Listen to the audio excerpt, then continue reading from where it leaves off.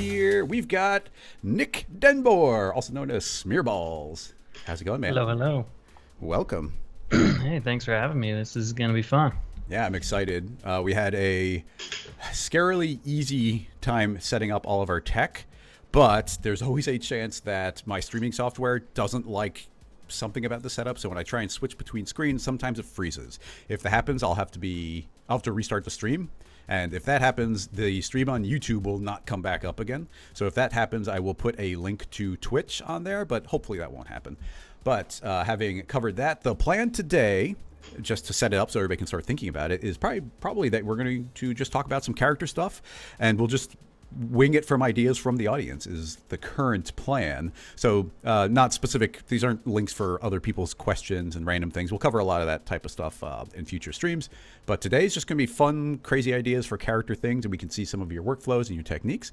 But while everybody thinks about that, why don't we hear a little bit about your background and your work and the types of things you do? And let me know if you want me to share your screen at any point. Sure. Well, I don't know. My background is, I guess, a bit weird. I was started in 2D like a lot of people, After Effects stuff and doing remixy videos and, cutting stuff up and, layering video. But eventually, probably like 10 years ago, I started out with Cinema 4D, obviously taking some Grayscale Gorilla tutorials and getting into that stuff. But I came from like a real remixy world where I was messing with infomercials and screwing around with stuff. So I still kind of feel like I'm that guy now, just, drawing from Turbo Squid and grabbing 3D models and making weird Frankenstein things and, I don't know, experimenting with stuff. So I just kind of mess around and have some fun and try and make it funny, I guess. So here's I don't know if you want to share my screen. I can show some recent work. Popping it up. Hopefully it goes. Aha! Ooh. Yep. Hopefully I don't trigger a freeze here. Yeah, it's not on you. It's on my end, but go for it. But here's a little goat lady I rigged up in Cinema 4D. This is totally done in Cinema 4D here with the fur and everything. Nice. This was my most recent piece, this kind of cubicle party meltdown from last week. Yeah, that's a great one. And a little not safe for work photocopier guy there. This pig, I did this rig in cinema as well, and later realized I forgot to offset the back and front legs, so he's walking like a weird human, but it's kind of funny. So yeah, it feels intentional. Yeah, I guess so. I'm like, you know what? If I watch this loop like 1,000 times and didn't notice it, it's fine. So it's cool. So yeah, a lot of character-y stuff, a lot of weird Frankenstein creatures, a lot of human legs on things that shouldn't have human legs. And yeah, mostly this is all kind of like in between my commercial work, having fun. I do a lot of commercial work too. Ads for KFC, music videos for Deadmau5 and stuff. This was one big one I did last year with the Neptunes, and this is completely done in Cinema 4D. Teamed up with David Area of the Octane Jesus and my pal Davey Force, and we did some crazy, character designs and all these cars that kind of transform, and it's kind of a weird race video. If you haven't seen it, check it out. Yeah, dude, it's so cool. So, yeah, it was a lot of fun. It was like insane. We had 2 months to do this entire video, so I didn't sleep for 54 days straight. So it's kind of nuts, but yeah, it's a fun project. So yeah, I mean, I'm pretty much always in Cinema 4D. I'm an Octane guy, 100%, and that's like my jam. So hopefully we can kind of go through stuff. If there's any of my work, anyone that's watching knows or wants to know how I did it, I mean, you can just ask Chris because he'll probably know, but I can crack open some projects, or we can kind of mess around with some characters, have some fun. I don't know. I'm open to whatever in this couple hours we got here. Yeah. Dude, yeah, the work is so cool, and there's such a polish. Your ability to take something like these wacky ideas, but then execute on them all the way to completion, and have the fun translate through every single step of the way is just wonderful. Oh, thanks, man.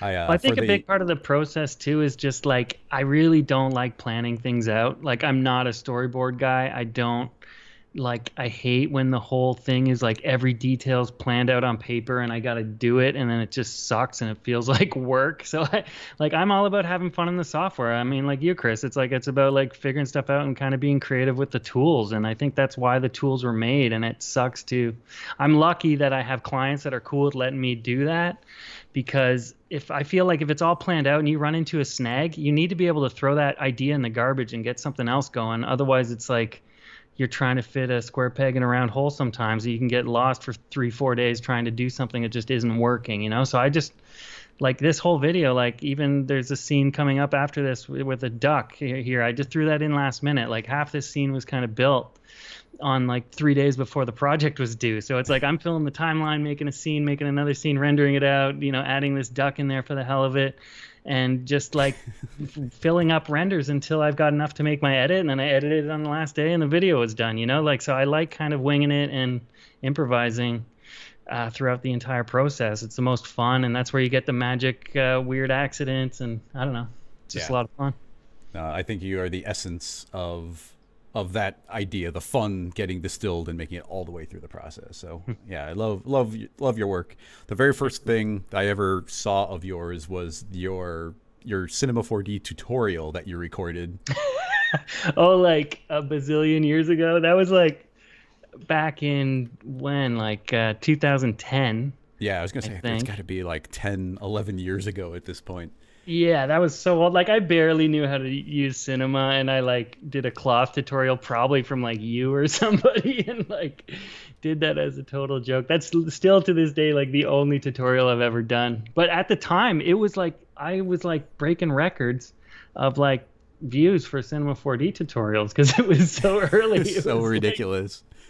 I'm like, the dumbest tutorial ever has got this popular. And even Rick from Maxon was just like, dude, that made the rounds in the office way back then. And I was like, no way. That is so funny that those guys all pass that around.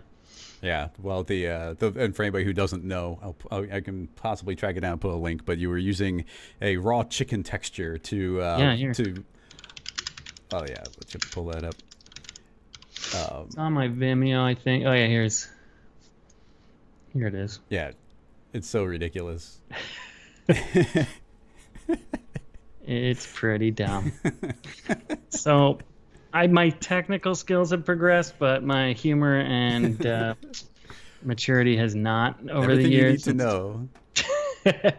And I think my capture software was pretty sketchy. It's not a great video, to be honest. But yeah, it's cool. Really all about the commentary of this video. Yeah, I'm trying to track down the links to your stuff. Well, first of all, here's the website. I'm going to post some of your social in the chats right now. So there's Nick's Instagram, website, and Twitter. Sweet. And then we can track down other links. If somebody, actually, if you can put the link of the tutorial you just tracked down in the chats, that'd be great.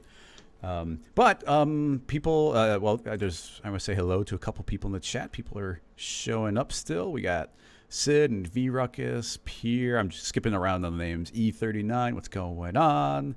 Aqua4, hello. Motion Trash. Cybake, your very first time actually watching something live on Twitch. Welcome. Nice. Pro Tools, and then we got people on YouTube, RBLX, and David, Joel, Dan. Hi, everybody. People are already asking about your general like rigging process and character stuff. Cool. And honestly, I think that'd be a great place to start. I think that Nick is going to end up steering a lot of this one, because when it comes to the character stuff, I noodle around with it, but you're the person with a lot of experience actually making crazy cool things. Sure. So I probably do a lot of it like the wrong way with like weird workarounds, but hey, as long as you get it to work. What version of Cinema was I using here? This is so ancient. Let's see in this UI. It's hilarious. That's like... Oh, and I can confirm I am Canadian. There was a question in the chat from Toronto. Oh my God. See, I would make these balls totally different now. I wouldn't even do it like this, you know? I would use Volume Builder, and I would do some cool, you know? Some soft bodies, let them bounce around. Yeah, it's so outdated now. But why don't we go and ask the chat? Well, let's see. Do you have any? We didn't prepare anything specific, so we'll be completely winging it. But I'll do whatever you want to this guy. Yeah, so he's already got some stuff up, but essentially, does anybody in the chat have any ideas of things you'd specifically like to see? Weird, goofy things we can try with a character focus. But for now, I'd like to just see a little bit of your character process and how you might go about making something.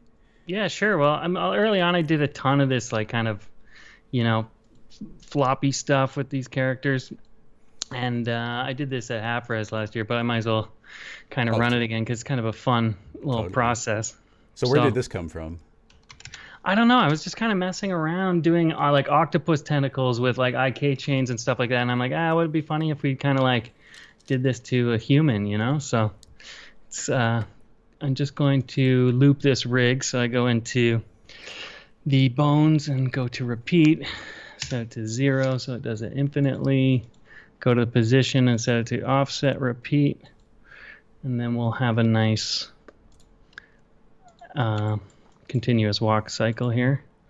So it keeps on going. So what I want to do is like just kind of make his whole upper body flop around. So I'm just going to kill all the keyframes from like the spine up. Just delete them. So we're going to have this like rigid dude now. Really stiff. And so I'm going to go to my spine and put a IK tag on it and go right to the top of the head and turn on dynamics. Whoa, flipped out already. Yeah, not at any time you're not frame 0. Well, that's so you've already got an animation there. I'm going to set the gravity to 0. Here, I'll just go back a bunch and it kind of resets. And I'm just going to make a camera and put a null with a constraint tag and constrain the null to the hip bones. Oh, whoops, sorry. I'm going to go to PSR. So I'm not used to talking while I do this stuff because I'm like... I usually sit in silence all day. So I'm going to go to the hips, go to my constrain, and just do position and kill the Y and X, I think. Put the camera in here just so we get a nice follow camera. Oh, I did the wrong one. I got to do the X. Oh, no. Oh, my camera's not on. There we go.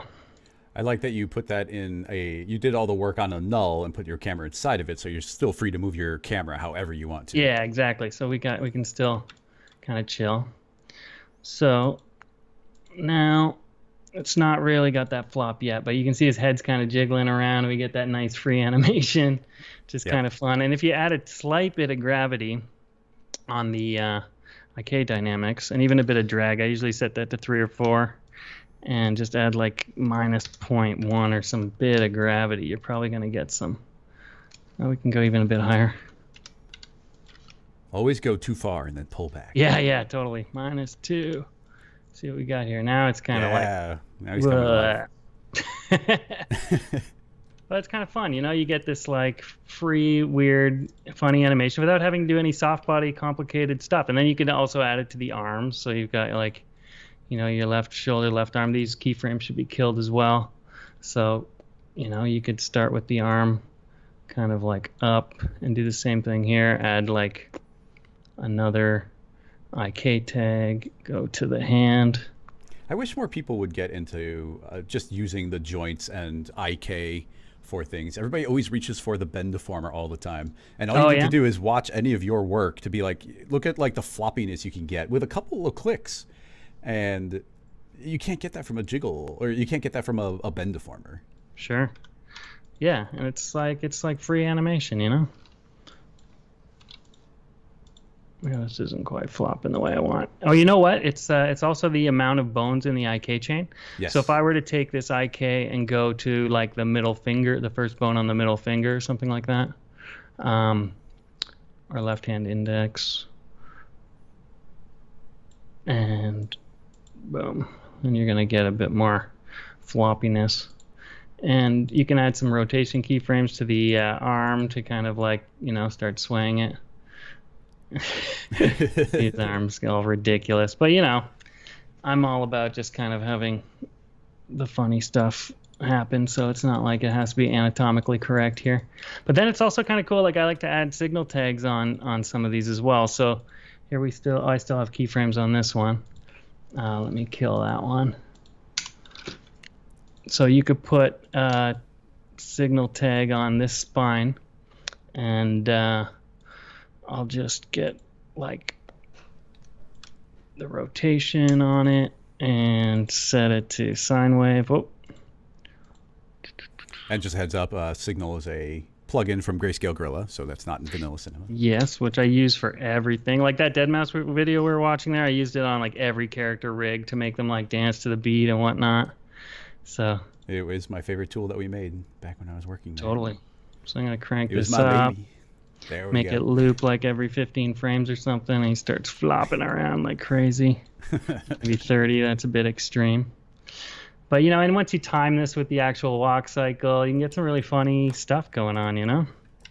So one thing I really would love Signal to do is to have independent controls for loop timing on the HP and B right here, because so many times I have to put like 3 signal tags on a character to get like the left and right to go every like 8th note of a song and the forward back to go every other one or something. So that was one request I put in for sure. But here's just a funny way to make an out of control, ridiculous character, you know? Yeah, like that's a fully animated character now. You make him do whatever you want. Boom. Throw a beer in his hand and you're rocking.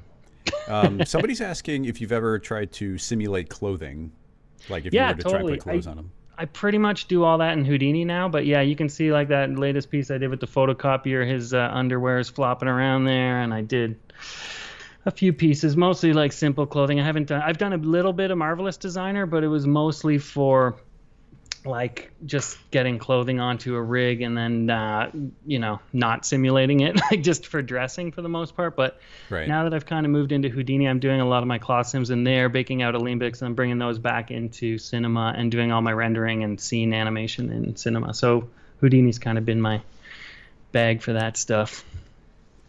Yes. Somebody's asking if you put the signal tag on, is it possible to tweak the rotation of the bone? Like so what I normally actually do, I don't normally put the signal tags on the bone at all. I'll put the bone in a null, put the signal tag on the null, and then still be able to adjust the bone, and the signal tag will drive the rotation. So usually and then inside the signal tag too, the base tab has all the initial information. So if you change anything in the base tab, then it'll update as well. Totally. You've got your original, like this is basically the rotation setting for when the signal tag was put on. So whatever the rotation was at when you apply the tag, it'll be there, but you can totally adjust it. So yeah. And this is really cool to kind of mix with the like Mixamo control rig, where you've got a fully rigged character and you've got this stuff going on, and you can adjust like, you know, bone positions and stuff like that. So you can get pretty crazy with it. But yeah, it's super fun, quick, and like plays back in real time. It's a good time. So I'm just gonna keep rolling on questions for you. So you do stuff where you like would have the car, and then the car would have legs. Would you just take a character like this and then delete everything away that wasn't a leg and just put them on? I have done that in the past, but for that deadmau5 one in particular, I think I re-rigged it. I think I just threw a couple bones in a leg and bound it. And you know, fix the weighting a little bit possibly, but I might have, I don't know, I might have just deleted the bones. But yeah, you can totally do that. So like this rig here, even you can, like sometimes you get some like weighting leftovers, but if I was to like kill just go with the body here, and I just wanted the leg, you know, I would just do like a loop selection on the leg. It's somehow more disturbing in the T-pose. Press U and then F is like for fill selection. And, you know, I would just kill all these polygons. And even at that, all I need is the left leg bones. So I can kill all of these bones and the right leg. And you should still have a nice walking leg there. Oh, we've got a little bit of leftovers. So this is where I go into I've got my own kind of weighting thing going on here. My what do you call it? Layout. But you go into your weight tool and you can see this has got some weights left over from these other bones. So I would go into my upper leg, pick your joints, and Where's my weight tool here? Character weight tool. And go to, whoops. Here. I would set it to absolute and go to uncheck visible only and just like make that entirely colored for that bone. Oh, we still got some leftovers. Actually, can you hit undo and then so Yep. you get that one leftover? And now, can you paint it right now? Yep. Yeah. Okay. Yeah. So you can like, actually push see the it back. problem and fix it.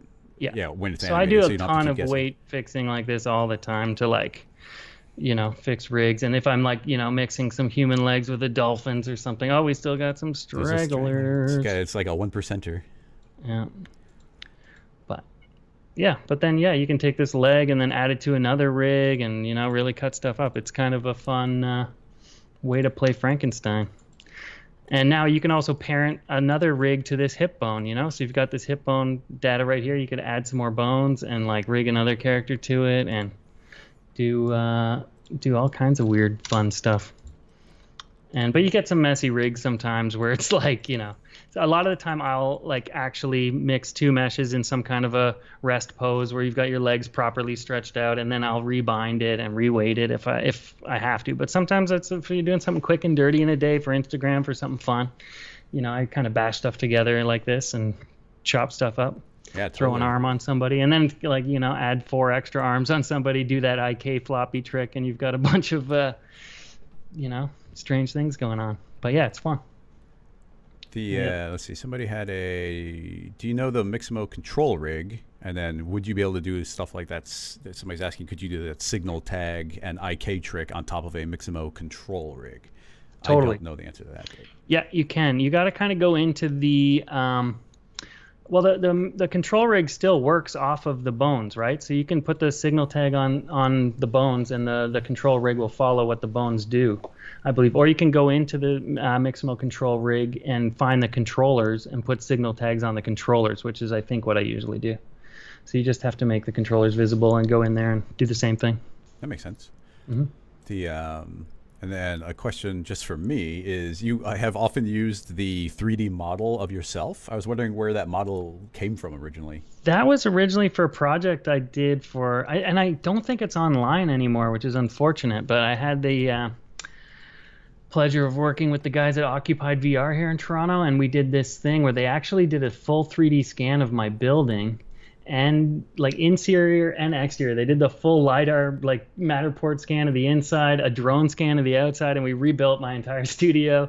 I got scanned, and then we did a full 360 stereo VR interview in here with like a 12 lens camera, and then I like matched the scene and did some 3D stereo 360 renders, which was really, really hard. Like I think I spent 2 days just lining up the camera so that they even matched, because it's kind of like exponential. Any error in it is like, magnified. So it was really hard to and you've got imperfections in the lens when you're shooting on a camera like that, and you've got perfection in like a Cinema 4D stereo render. So it really kind of made those errors obvious, but I managed to make it work. But it was, I wonder if I still have the thing on here. I think I do. I just changed computers, so I'm like pretty sure I got. Oh yeah, make sure anything you don't want anybody to see, make sure you drop on the other monitor. Yeah. Let's go. Oh, freezing. Here we go. Maybe I have. It would be cool to open that up because it's like pretty awesome little thing. Here's one. No, this is the original scan before I cleaned it all up. It's gonna like give me some texture problems. Yeah, that's the every 3D artist's nightmare. Yeah. And it's so common too. It's like, let me open any slightly older file. Like, can't find the HDRs. Can't find the textures. Oh, it's so crazy. I was really careful to like take my new machine and have all my drive letter paths the same and do all this stuff. But like, it should be. I'm gonna turn off materials. I think this is because it's like 1 trillion polys or something, possibly. But we did this thing for Samsung VR, and it was pretty cool little project. So I got scanned for that, and then subsequently I've used that model in tons of stuff. I'm trying to let me pull a couple up on Instagram because it's easy. But yeah, I have that model. I can give it to you. I should open source that anyway. Let anyone do whatever they want to me. That's just asking for trouble. Yeah, this was yeah, here it is. That's me hanging out there. You can't full screen Instagram, can you? I don't know. I mean, there's that. I'm scared to do it, but if you hold down Control and scroll wheel, Oh then yeah, I sure. think you'll force a enlarging. I think this was a bit of a combo. I think I did the like a bit of an arm trick in cinema and then did the flop in Houdini. It was like jumping back and forth. But yeah. Random question for me: do you ever do any, like, even there you had a bunch of people walking around? Do you ever do any crowd stuff? Do you have any advice as far as controlling a crowd? Oh, geez, how I many honestly polygons are there? the only crowd sim stuff I did was in Houdini so far. In cinema, I think I have done some like somewhat crowd stuff, but usually it's like bake out some Olympics and throw them in cinema because you can multiply them and it's not taxing on the Right. viewport at all, and you can just play stuff back. So I mean that's probably a good workflow for doing that right now, because once it starts crunching all those keyframes and everything, it gets a little crazy. Yeah. Um, Makes sense. I'm gonna see if I have my cleaned up version because that should open a lot quicker. We have any other questions from the Let's see. on-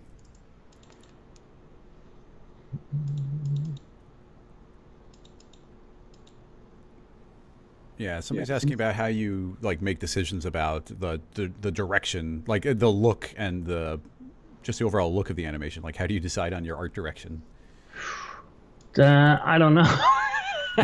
I have no good answer for that. I'm like, hmm. Well, let me make it even more specific. So, like in that video, you had the cars going down the road, and it's going up and down all these little hills. But you had so much crazy stuff going on in the background. So, Yeah, I guess how it's much of that is like, planned, and how much is like, oh, I need more. It looks like I need more stuff there. What's something I can put there? yeah, like most of it is because like I've got this content browser that is just so much stuff, everything Octane ready to drop in. I've got like every human body part known to man. I got rocket engines. I got like I don't know everything I've ever made, every texture every shader I've ever built in Octane. I just throw it all in here. Like I have just so much stuff. So it's just I mean that dictates a lot of it is like reusing all this crazy stuff. Okay, But it's a good oh, I wonder workflow. if this is gonna load. But yeah, so a lot of it is just really having that like bag of tools that you're just throwing into scenes and then building new stuff all the time. Obviously, too, you kind of exhaust your collection, so it's ever growing. But with that specific video, the Dead Mouse one, it was like all I really knew is that I wanted to hit all these different environments, and those environments was just like a few days of building. Like David Ariev took it for the first leg and kind of built the raw environments, and then I went in and did a couple extra days on each one, just like souping them up with like weird, business names in the buildings and stuff like that. So it's like I can probably throw some stills, but yeah, I don't know how the decisions get made. It's just kind of whatever makes me laugh or whatever looks cool while I'm building the scene. Yeah. Well, it's So always the challenging thing is when you're doing all this work and you've got years of experience, but when you see the end result, it's like, wow, you make it look easy. Of like, oh yeah, I just do it. sure. Let's see. A couple people are just asking if we can try and put together a character, just a full on rigging example, and somebody's Yeah, be more sure. specific with like maybe make a rocket and then stick some human legs on it. Oh, sure. Is something somebody's saying, which is I'm gonna close these because they're ridiculous. Oh yeah, here's this lady. So this one I did use the Mixamo control rig and pulled her in. It's actually an iClone character, which I've kind of been preferring to use lately for character rigs because Mixamo, as cool as it is, and there's a good mocap library there, it's like it's still a bit hacky the way it rigs stuff, and I'm just more into having perfectly rigged characters with nice weighting on everything so I don't have to fix stuff. So and Character Creator 3's got some really cool skin shaders and the ability to really warp characters and make your own characters based on photos. Like that AI headshot tool is really cool. So I've been making my characters with that lately, and then this one I actually took out of that rig, threw it in Mixamo just so that I could mess around with the cool features of the rig and make her feet like or her hips kind of walk funny. Here, I should turn off the hair so it plays back here. But Do you often get to use the cinema hair? And I use it for does work? everything. I Yeah, like. and it I works love well it. for I you? think the cinema hair is like one of the best around. It's got tons of great features, and now that I use it, like Octane has its own hair shader that's really nice. So I really like that combo. And actually, yeah, I think the controllers kind of override the bones. So I think you have to use a signal tag on the controllers, not the bones, to answer that previous question. Okay. But yeah, but making her walk funny like this was just dragging the hip controller downwards, and yeah, make for a funny walk. Oh, this has dynamics too. That's why it's playing back slow. I have all these cardboard boxes with just rigid body, simple little setup on a cloner, and bit of random effector, I think, and that's about it. So pretty simple setup. Oh, we're getting into dildo territory. I'll keep this somewhat safe for work here. But yeah, should we build something? Like, should I like slap together a rocket, or do you want me to pass something off to you, or do you want to start the flow on that, or what do you think? Yeah, I actually might have one of the official Rocket Lasso rockets I can track down. But if you want to just start putting together like some sort of rig, like grab some like arms and legs from something. Cool. And I'll track this down and share it.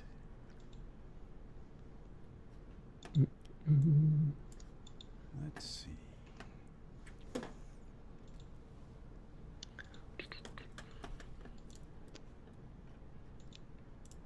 Rocket. So we're better legs than this guy. He's got his legs are too fat, or what? I don't know. He's gonna be holding up a whole rocket, so he needs to be strong for sure. Yeah, it's got to be a beefy boy. Cool. Where did this originally come from? The model and animation. This guy is, I think it's a icon or a character creator model again thrown into Mixamo, because he's got weird hands. You can tell he was the guy I used for this painting one, I believe. This like flop around. Well, even something. Okay, so that's a big dynamic thing going. Well, is that Cinema or Houdini? That one's Houdini as well. It's all soft body with stuff, but it was all still brought into Cinema for rendering and texturing and adding some other little 2D effects and stuff like that on the wall. So. Okay. Yeah, I was going to ask about how you put the ragdoll together, but just a big, robust soft body would explain it.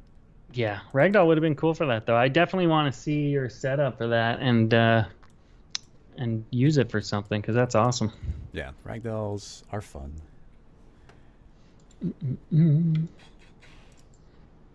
So feel free to talk through any of that while I track this file down. Well, I'm almost thinking if you give me the rocket, I should like put some bones in the rocket and rig it so it bends while he walks. So I'm wondering if you should give me the rocket so I can like stretch out this figure and do some stuff with it after. Or maybe you can do that on your end too, I guess. Possibly. I'm scared to change screens over. Oh, really? I mean, I can try at any given point, but once I click, it's forever locked in. Ooh. Let's see for the rocket. Still having trouble tracking it down. Somebody's asking how you import iClone rigs. They are kind of messy. I mean, they come in fine for me as far like I export an FBX from iClone, and they come in fine. And the only thing is like the messy part is sometimes just like having to rebuild shaders and stuff like that. And but for the most part, I have pretty good luck. I can open one right now, straight from iClone. This is probably one.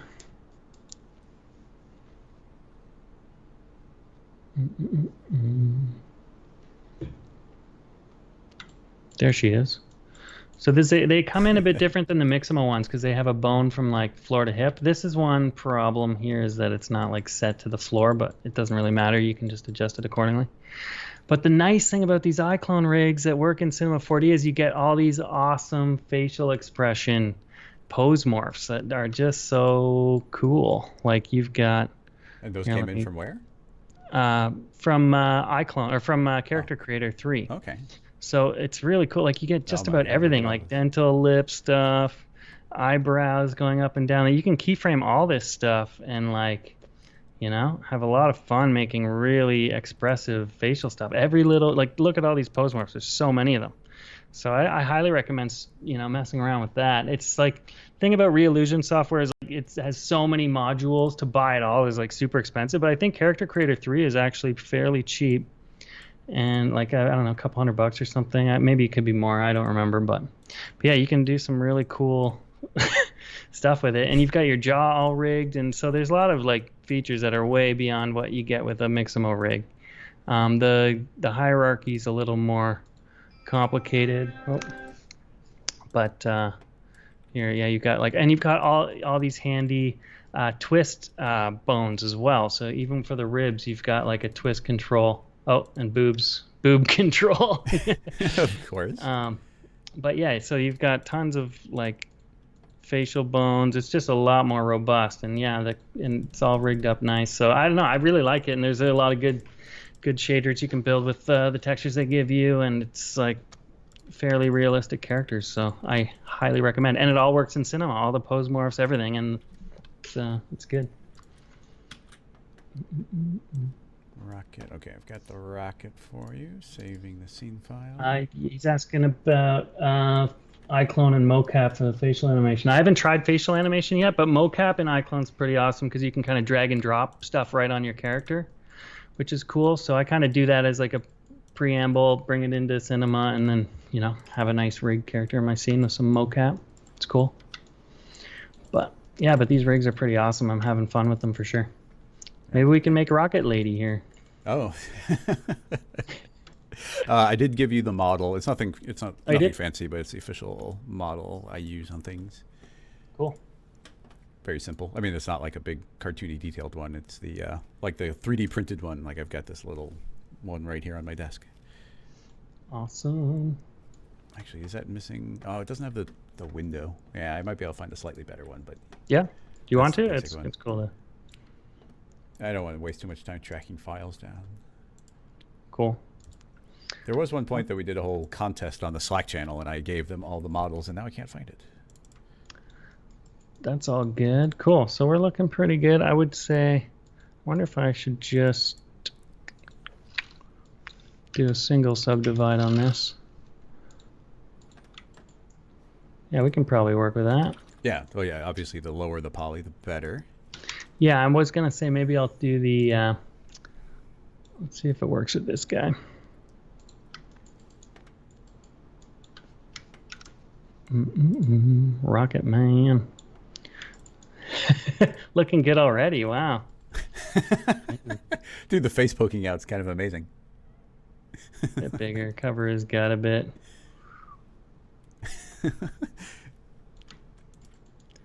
So one cool thing is, like, if we were going to set it up, you can kind of take the bones. I'm going to do this quick and dirty just because, but you can like change the size of the bones and make them like, go way up. So you're just scaling those? Yeah. Nice. And that'll all still, work with the rig. He just walks like that now. It's cool. Here, I'm going to go ahead and, I'm going to go back to my layout. Oh, okay. I've got a better rocket for you. Oh, you do? Sweet. Is it in the thing already? GH1 split second. And where's our shared folder? This at least has the dome. Render scene files. H. Copy. Okay. And it's in there. Sweet. H, yeah. Awesome.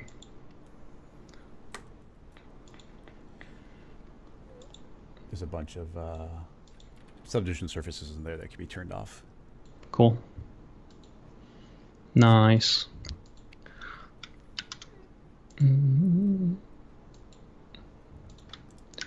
Okay, I'm just going to get rid of that guy and set up my loop again.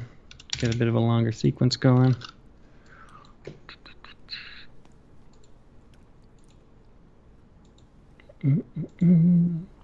So yeah, like I said, I'm gonna do this dirty, not the right way. We'll do it with the walking rig as it is.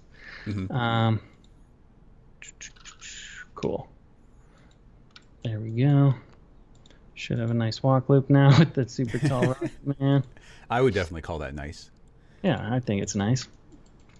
And our rocket. I'm going to get rid of the burn because he's just going to get hurt with that thing. Is this... It's all independent. It's just models. You can kill everything you don't want. Well, we can make that come out of his butt after or something. Actually, yeah, you're right. That has to happen. Let's just kind of rotate this guy. Oh, there's a good question. Pierre's asking about how you come up with the music for your animations, and do you create it yourself? I do. Yeah, like I said, I kind of have that remix background. And I'm just going to recenter this guy. So yeah, so I mess around. That's the fun part, honestly, after doing a whole bunch of grueling animation to like just decompress and mess around with some music software. It's kind of like super fun. We have a whole album out, right? Yeah. Yeah, it's some fun making some remixes there. I'm gonna go track it down to put a. Oh, it'd be cool to line up his head with the window. Yes, that's why I wanted to track the window down. Mm-hmm. Yeah, let me see the what's going on here. Yeah, we got a lot of volleys. Is your music under the Smearballs name? Yeah, I got a Bandcamp or SoundCloud Smearballs if you search. Cool. And it's free if anybody wants it because I used a ton of samples that I didn't clear, so so it's free. Free for everybody. So I'm going to just move all my keyframes up one. So at the 0 keyframe, I can make a new keyframe and kind of like line up the model a little bit better. So I'm just going to, let me go into this view here and rotate my spine. That upper right angle is terrifying.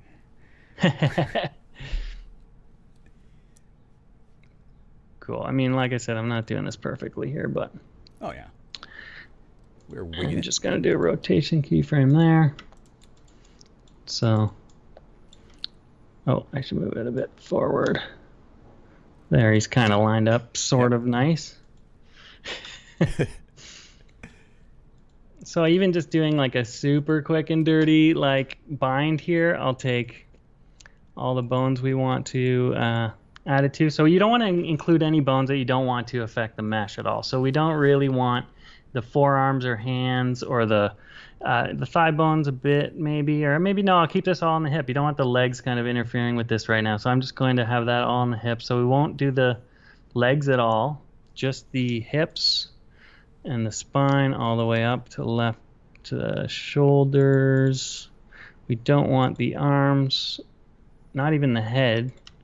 So really we just want the spine bones and like the shoulders. So if his arms move around, maybe we can warp it. I don't know. We'll see how it looks. You can always undo it and redo it. So we got left shoulder, and not the arms and not the legs. So I think I got all the bones we want. Maybe the neck just for the heck of it. See what happens if we bend it, and the head even. Well, actually, what we could do is make the rocket the head and extend the head bone right to the tip so we can like bend it. But then there's no point in having the window for the face, right? Yeah, maybe I'll I just guess we leave could it. just chop the face off and stick the face in kind of independently. Yeah, that's true. Okay, let's do that. So let's take the head one. Let's move that, make that super long. And the neck too, just so we have more bones to like bend around, like you said. Nice.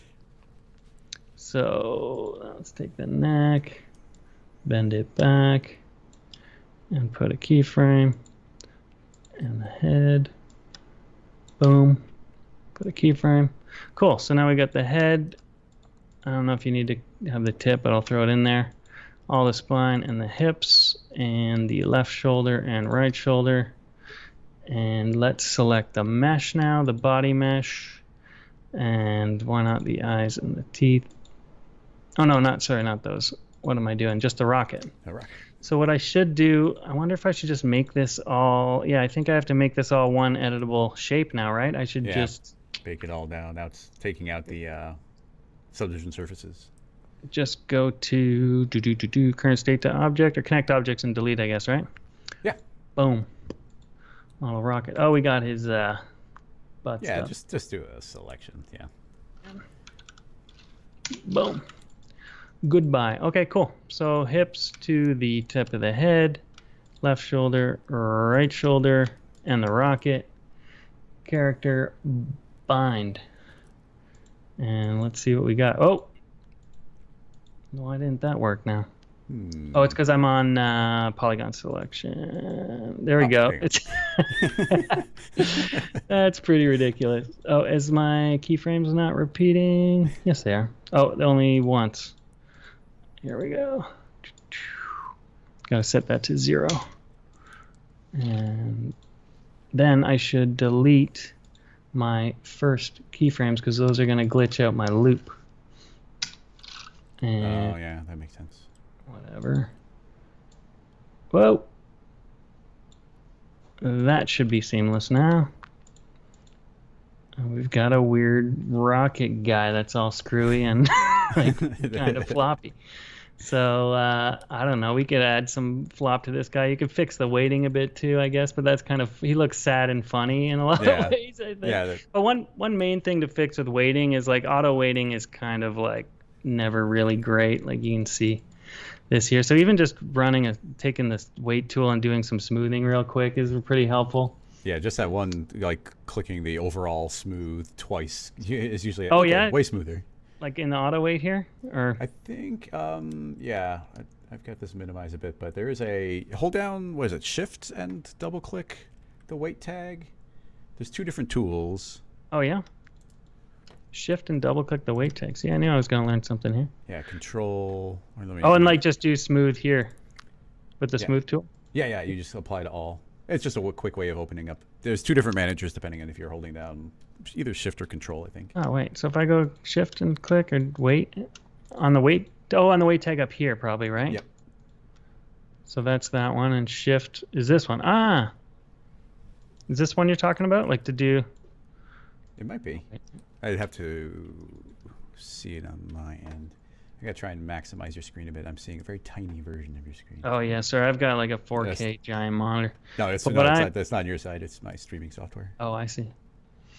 But in general, I would go to smooth and turn off visible only too, and even just do it in some select areas. Okay. Yeah. And you kind of start to get a clean up here and where you need it, you know? Yep. And that gives it a bit better situation. But he looks like a sad little rocket man by himself. So now we could even do that same trick and, do a little IK chain from the spine to the head, tip of the head or something like that. Yeah, that'd be good. Or not that we should spend time doing it, but also the individual fins could also have their own individual floppy. For sure. But we should collabo here. Should I pass this off to you and you do something to it, or what do you think? What does it need? Yeah, we can give it a go. We'll just cross our fingers about not losing the YouTube stream. But yeah, if you want to send it my way, we can give it a go. Cool. All right. File. Set project. And while you're doing that, I will attempt to flip the screen over. So my screen plus you. Okay, it did do the flip this time. Hopefully we'll be able to go back again later. Sweet. And desktop. Rocket walk. All right, I'm dumping it in there. Not that was an amazing rig, but that's the same thing I did with that goat, pretty much. Like, setting that up. And this dolphin was the same thing. I took that. Basically a dolphin, just like I did with the rocket, lined it up with him crawling, did a bunch of weight fixing, and made him run around like a maniac. Yeah, it's just an amazing sentence to be like, oh, that's what I did with the goat. Okay, now we've got it over here on my screen. And yeah, my attempt is going to be, I guess we'll mostly lose the weighting. I'd be curious if you have a way of maintaining the weighting, because I'd probably just run another. Once I put these changes on here, I'd probably be inclined to make a new auto weight. But he's now in this new pose. So, well, how would you add those is kind of my question, so I can build this properly. Oh, add what, a new bind pose? Well, so if I add in like a series, an IK joint chain here, Oh, bones, yeah. And so just and then, well, I start mean, on. how would you go about weighting, adding those in for weighting purposes? Would you repaint them? Would you re-auto weight them? I think you can just add to it right now. So you could take Yeah, you could. Yeah. if you go to frame zero and go to your joint tool and draw on some joints, Yep. Let's just. like just draw Oh, wherever. yeah, I almost never draw them. I always place them. But yeah, we do have a. There's a joint tool. Yeah. So let's see. Where do we So you want these press. to pivot from? I think we I probably think you got to want press Control for the first one when you click on it, and then yeah, yeah, something like okay, that. control Sure. in each one. So we'll do that. And yeah, just like dynamics, the more joints that we put in here, the more that, the floppier it will be. Hmm. So if you only put a few, it's not going to be as floppy. So we could do that. If you wanted to add extra detail, it depends on the way you bind, but we could also potentially make a second one that will pivot from here.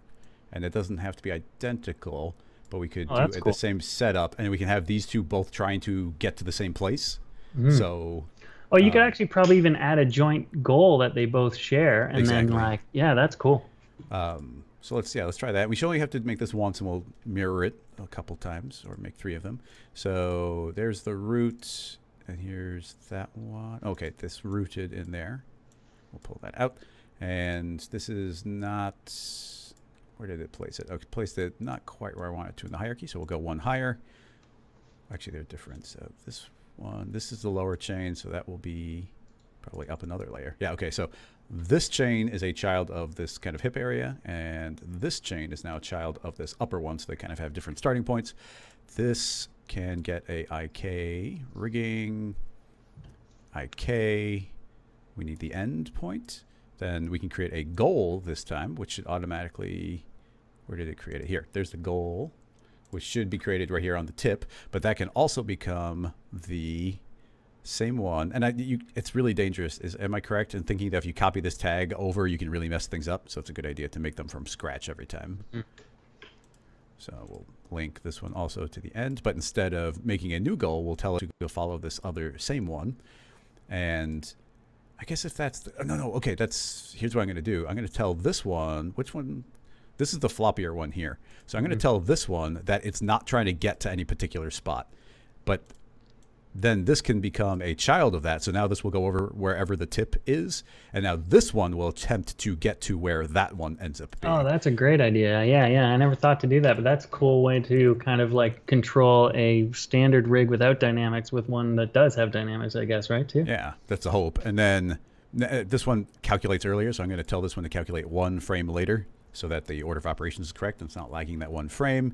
Make these dynamic, enable dynamics, and let's just start. I just want to see how they're moving. And I will temporarily make a camera, and we'll just make it a child of the hips. So the hope is, oh, dang it. I guess, how do we do that from the side view? I guess I can go here. Hopefully we're locked to it. And now I can. Yeah, you got some nice flop. That's the. I feel like there'd be an entirely different vocabulary and terminology, like in this type of context. Yeah. So Is that's your gravity still set to? Yeah, I didn't. This is all defaults. So let's see. Don't use these too often. So dynamics, forces, gravity. Turn that off. Yeah, that'll be forward. And then, yeah, start making it really floppy. We got the strength. You got to be careful. Certain settings here go a long way. Bit of for drag having a too big might effect. be helpful. And even rotation strength, turning that down a couple, like to 27, 26 might be a little. Rotation strength. All right, I think that's what it's called. No. There's position hold, rotation hold. This one. A rotation hold. That's it. Sorry. I actually want to be. I'm gonna put it up extra. But how do we get the bounciness? I mean, drag usually takes energy out from the system. Yeah, I wonder if it's because the two are kind of playing like because we've got that. Actually, no, it shouldn't affect the one with dynamics at all, right? It's not, actually it's not bad. I mean, the entire thing is working pretty well. Yeah. And the there's just not that much motion here. You can even just see from the fin in general. Like this isn't moving up and down that much. So this is definitely kind of bouncing around a bit. Nor would it in the real floppy rocket world. It would be pretty, Yeah, exactly. Now this is where I guess we can do a quick demo of one. So how would you go about this? Because this is not something I do super commonly. Would you just drag these in and add them to the weight tag? I think you can. I forget if I've done that recently, adding bones after the fact, but give it a try. Like, click on those things. those Yeah, are I think you need added. to highlight them and the mesh and go to bind again, maybe. No? Does that work? Does The- it? Well, I mean, I manually added them in. Were you saying to? I'm. Well, see, is it? I think you still need to run the bind command at somehow or another. No? Yeah. Let's see. Selected point. Well, let's just run it and see if that adds to it. No, see, it's going to make a brand new one. It didn't modify it.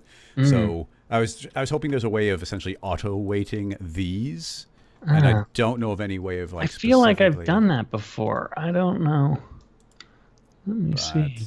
And I feel like vaguely that there might be something like that, but I also don't.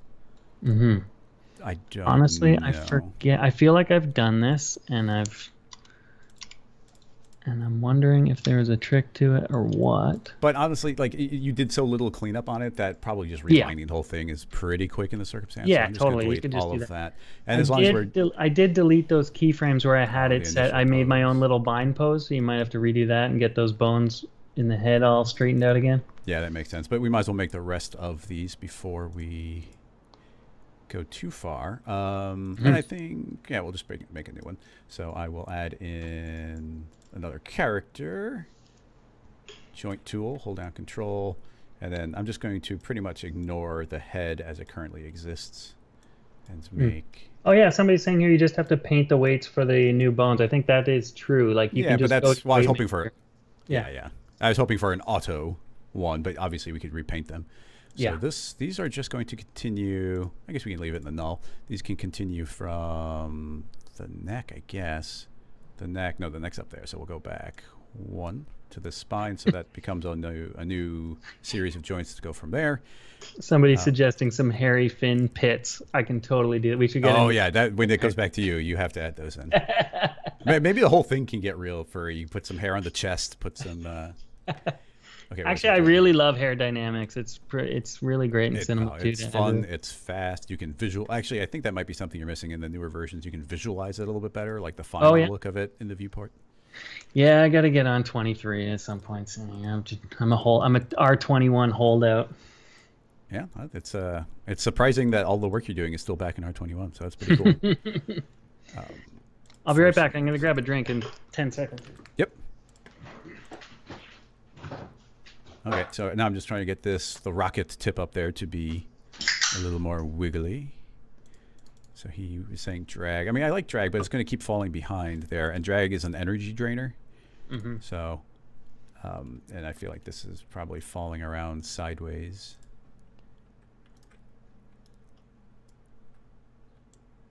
Oh yeah, that's way too weak. So a little more rotational hold. Can you add any forces to IK dynamics, or does that not? Oh, totally. Is that not the same system? Yeah, you can add wind and all that stuff. Yeah. Let's actually, that's a good thing to do here. If I relink to this camera, then we should see that thing not. I mean, it's moving, it's flopping around a little bit, and I'll even maybe let you tweak that. But there's this entire where do they have? Yeah, here forces. So here's this forces list. Meaning, if we were to do, let's do the simple version. Instead of using field forces, I will just make a simulate forces turbulence. And I think by default, it won't see it at all. But if we go back to this, let's call this rocket neck. If I go back to that one, I can say you see it's defaulting to include. So if I say I want you to include the turbulence, you can immediately see it having a absolutely massive effect. Like honestly, way too much. This is not that strong. Let's give it a big scale. I'm surprised I've never messed with that before. I never even thought to for some reason. It's okay, now you can see it reacting, but man, it's insanely, it's applying really, really, really strongly. Yeah, they are sensitive, these IK dynamics. Yeah, okay. Well, it's down at a 0.1 strength. Usually when you're doing regular dynamics, I jump this up to 55 as a good default. But you can definitely feel like where it's kind of pushing forward, pushing backward. So yeah, the turbulence is now doing something. Cool. And now let me copy. That's a good trick. I got to use that now. I guess the rocket got unbound, so this has probably got a weird rotation now. Just reset PSR. Oh, actually, that's another thing. We get the reset PSR button in the viewport. Looks like the points end up getting deformed because I deleted everything not at like the original bind pose. Oh. So, I mean, it's not that big a deal. We're just making all You could super just crazy. throw the rocket back right in there. Yeah, but let's just... I don't think it's important enough with how goofy we're making it. So yeah, exactly. Let's just... This ain't rocket science here. Exactly. Let's go back. Oh, yeah, that's also a thing. This doesn't... You see the joint chain isn't refreshing? That's a bug. And now I just want to make sure you had a... I guess I should make these other 3. If we're making 3 of them, then we do need to duplicate those again. So we'll make another... I want to keep the relationship between them, so I will actually select that one. We should name them. So this is the lower one, and this will be upper one. You could just bind... Copy paste. You could just bind one fin and duplicate it and just delete those other 2 as well, I guess. That is probably true. It's all been moved down into a single mesh, but... Yeah, that's true. Probably not worth it. Yeah. Yeah, but we have to reweight. Well, we're just auto weighting. Yeah, let's just keep plowing through here. Sure. So there's lower, paste again. And this is just so that they're maintaining their relative relationships. So that can just become 2, 3, 2, 3. And that they should have those same, like, joints are still relatively connected. I just need to move them into their new rotational positions. So grab both of them. I should be able to just spin this to the side. Once again, being pretty sloppy, we'll just eyeball that to be right about there. Grab 2, R for rotate. You can even see the dynamics running here. You can actually stop that. There's a setting you can tell it not to run dynamically from like camera refresh. Oh, no way. Yeah. With every one, just so you know, that is under update. No. Which one is it? Advanced. Yeah, continuous update. If you turn off continuous update, it won't do that dragging refresh. Cool. The rocket is also mildly spun. Actually, I should have done this first, but there we go. That's a little more vertical.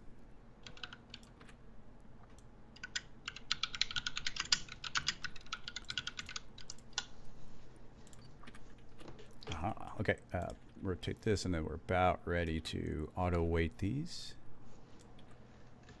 Sweet. So when you... And this should be good enough. I'm going to call that good enough. And refresh. You just took the entire character and bent it into a new pose? Yeah, well, I made a new keyframe. I bumped my keyframes over so I could have like a, don't mess with my loop. Yeah.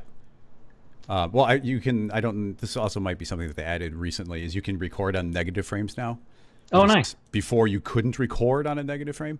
So I just went to -1, and now I am adjusting the spine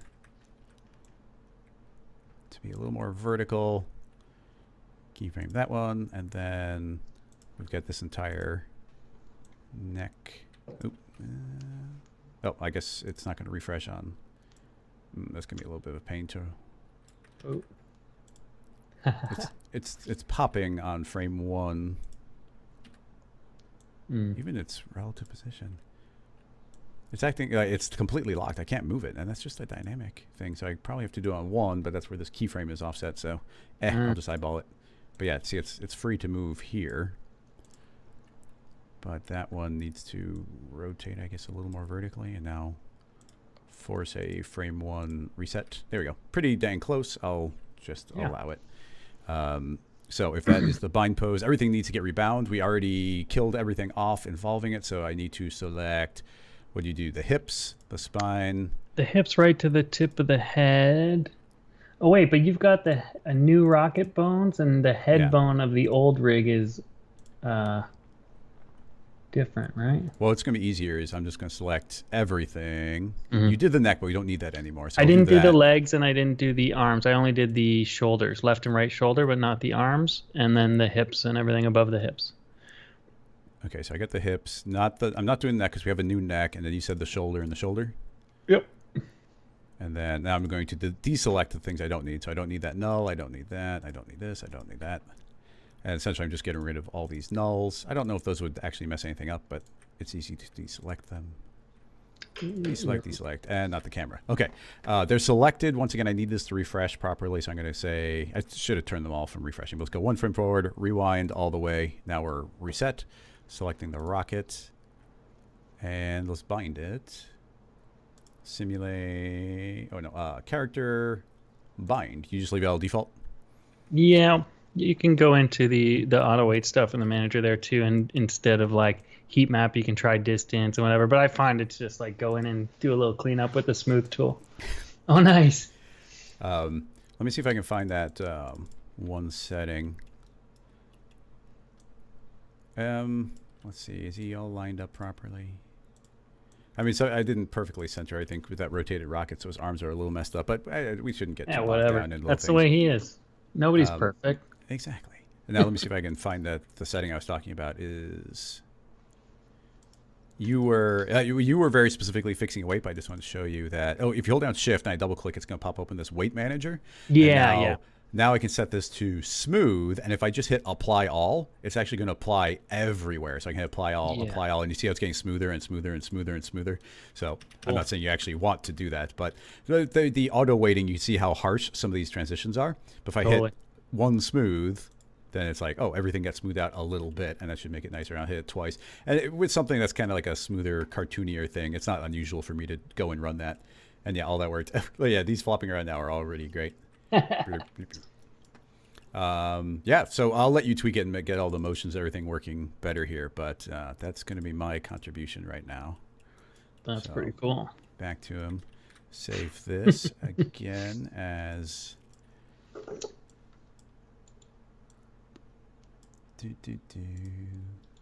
Scene files. Oh. Rocket walk 2. And let's try and send it back over, and hopefully the screen goes. Sweet. Folder. This actually might be really cool to attach your balloon rig to. Could you attach it to his hand and have that like fly? Well, he's not dynamic, but balloons would go where he went. But the balloon rig is a secret right now. Nobody knows about it. That's true. Yeah, you could just drag the balloons. Okay, you should have it. Let me see if I can switch back to you. Okay, cool. Okay, well, you're in control again, and we can continue. Well, he's got some beautiful stuff going on here. So one thing I do a lot of, too, is like fixing stuff with some pose morph tags, which is kind of like when I see something like this where we don't want to see his belly like that, and, you know, things are a little screwy, you can go into like the model rocket and let me get out of the waiting here. And let's go into here. I'll add a pose morph tag. And go to points. There we go. I'll add a new pose just so I keep it back up with the old one. Go to my sculpt zone here, and oops, do I have it selected? Yeah. Whoops. It's not working. What's going on here? Oh wait, it's because we're probably way off from the starting point here, are we? Let me just take off the skin. Where is... yeah. Why is that not affecting anything? What do you got? Oh, it's only doing this guy. Strange. Is it... it's only affecting the fins for some reason. Why is that? Is some body part the actively selected part? Like in polygon mode? Oh, maybe that... oh, it's normal. There's also inverted normals. Yeah, that hadn't been... it was procedural, and then we just baked it down. I probably can't fix that at this point, can I? I think you can. It's all just groups of models. So if you just select one polygon, UW, and then UI should be... or go to align normals. Will that work? No. No, we have to select that one because it's an independent model, and then just invert that one. Sweet. There you go. Now, go back to... whoops. Go back to sculpt. And We're still in editing this thing. Pull. Yeah. Interesting. Okay, yeah. So you just sculpt on top of the already rigged model. That's Why not? yeah. Fix Why it not? up. I mean, sometimes if your rig is way off from your, what you got going on, you have to like go back to both characters' initial pose or whatever. I don't know if I'm gonna be able to stretch it all the way to where we Oh need yeah, it, yeah. but You don't need to, but the idea is sound. yeah. So you can kind of like Yeah, just and this is all give just it a because big dumpy rocket bottom here. we. And I think we probably just want to fix this Fong tag, right? Or what's going on here? Is that edge breaks? Yeah. Smooth them out. Whatever. It was just a quick fix. Yeah. And now he's looking a little bit. Oh, I got to get out of the edit mode here. Back to animate. And that should. What? Am I. No. Did I screw it up? What? Maybe that isn't possible, or did I set up the pose morph wrong? Oh no, I still have my sculpt tool on. That's what's going on. Nope. I'm not sure. What? I've never tried to sculpt on something that was rigged. So. Oh no, my skin is off. That's what it was. I turned the skin off. Oh, okay. There you go. And it's still not perfect, but you get the idea. It's still pulling the stuff. This can be fixed with weighting, actually. We've got, too much weight on the main tube here from the fins, but whatever. He's one of these guys. You can also, you know what? Sometimes I go in and just take the body and kill those polygons on the body. Yeah, everything that's not the legs or arms. Or throw an invisible texture on one of those or something like that. There's lots of ways you can kind of just get or rid sculpt of him. Yeah, there's a lot of different. Exactly. So yeah, what else do we want to do here? Do we want to do some hair stuff or like? Oh, definitely hair. Maybe move the head and then add some hair all over the place. Do we want his head back in there? I don't know. Maybe sticking out the little bump, the little rocket window. Here, let's do a material like just a glass. Is there a glass preset? Whatever. Tinted glass. Oh, it's too tinted. Well, it depends. Well, it's infinitely thin glass right now, so. Yeah, true. Here, let's go back to the rocket.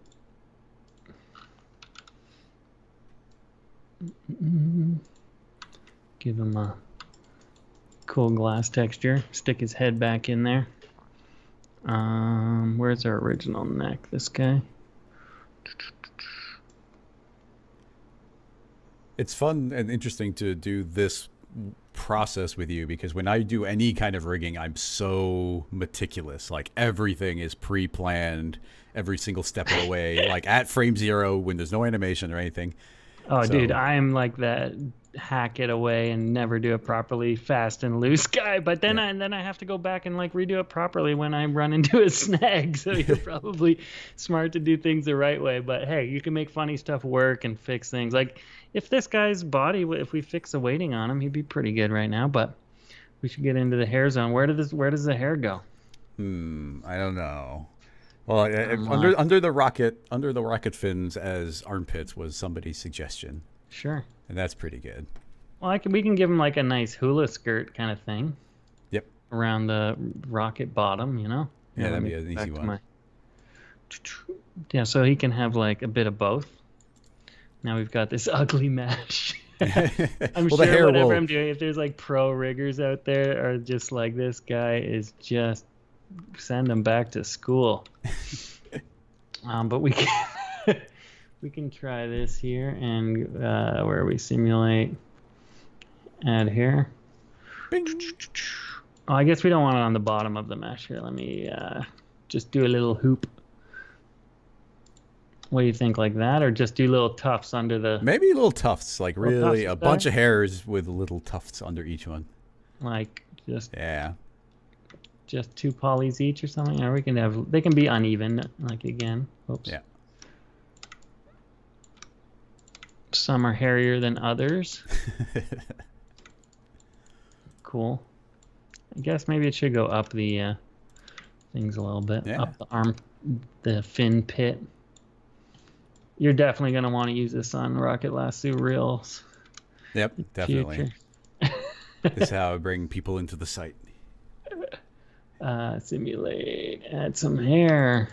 Beautiful hair. Yep, nailed it. So I have like a hair layout that I use with all this stuff open already, but it's all in the hair menu, like in Look this. at all these layouts. You're so organized. Hey, you go into this enough times and it's like, come on. So I guess if this is a bit long right now for armpit hair, so we can take that down to 10 or something. I don't know. Do you want it to be like really gross or just? Yeah, longer than you'd expect, but maybe not cartoonishly long. Like that. Yeah, we want to see some flop on those. Cool. So. And somebody wants a mohawk on the rocket, on a different set of hair. On the top too? We'll do a different hair object for that, maybe. Yeah. Or what do you think? Should we do it all in one? Oh, that's a different hair. Cool. So let's, it's kind of like all over the place, the angles, but you could go in with the brush and set it not to visible only and kind of like, brush them to where you need them before we simulate, just to get them out of the way, because we're going to want to have like the hair collider on the rocket body so the hair bounces off it, and you don't want any intersections. Yeah, when if they start intersected, so they won't like it. Yeah. We can kind of like get this ready. I don't know. I'm just winging it with this stuff. I don't do things the proper way, but this is kind of like what works, I think. Yeah, obviously it does. So now you're going to want to go into simulate, hair, edit, set initial state. So that's going to be our first state. It's when we go to do any dynamics. And is dynamics off right now? Oh, it's because I got my brush tool on. So you get it out of your brush tool, and that should, flop around. Yep. But it's intersecting with the rocket body. So we're going to want to put a hair tag on the rocket. A hair collider tag, sorry. Hair collider. And now we should be grossly dangling. That's pretty ridiculous. But it's working. It's working. It's working. It's such a great, a lot of this type of character animation, but you're building in so many instant layers of secondary animation. Just all the floppiness, that's secondary animation just based on what the hips or legs are doing. But now you're getting secondary animation from the secondary animation with a bit of hair on top of it. So it's so much motion for free and just fun to simulate these types of things. We're going to want frizz and kink on something like rocket fin pit hair. Yep. For sure. Let's just render this, see what it's looking like. No, it's a little, our hair count's a little high too. We got to take that down a little bit. A little bit. Super low, 5,000 or something. I'm so not even. We could probably do 1,000. Still, we need a couple hundred. You don't want it to be too. Well, yeah, that's too much. Anyway. Yeah, and if you want to start doing some Octane stuff, that's completely fine. I won't really be able to take over again, but no, it's cool. Let's leave it in cinema. It's all right, but it's so we've got that kind of flop going. Maybe we get some hair up top. They're saying mohawk. Yeah. So let's do another selection. I guess what were we gonna look at there for mohawk? You'd want it to be like up the middle, down. Personally, I'm not set on any particular hairstyle. Maybe I kind of like doing a ring around the top, so he's got a bald spot. Oh, that's even better. Yeah, kind of like the something like monk that type thing. Yeah. Yeah, exactly. I think that's kind of cool. It's like the sideways mohawk, really. Yeah. Like hair, add some hair. And you can also, I think we can just copy that same hairstyle, but we want to probably give this one a different vibe. Same kind of thickness, 0.1, 0.05. And, I like to always kind of randomize the length quite a bit just to give it some, Sure, that's a good idea. Randomization. So another cool way to simulate hair and get it into a good starting point, you've got the dynamics, animation, and you can relax it. So you take 50 frames and just relax it in place, and you get this kind of stupid starting spot here. And then you can use that as your initial state. Yep. So I'm just gonna first make these a bit shorter.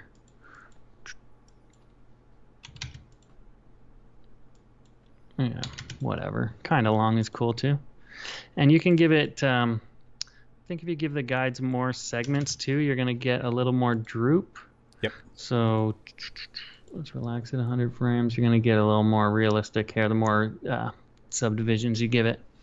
So whatever, that's cool. Let's give that cut. Give it a trim. Oh, I forgot to set the initial state here. Whoopsie. Yeah, a lot of steps.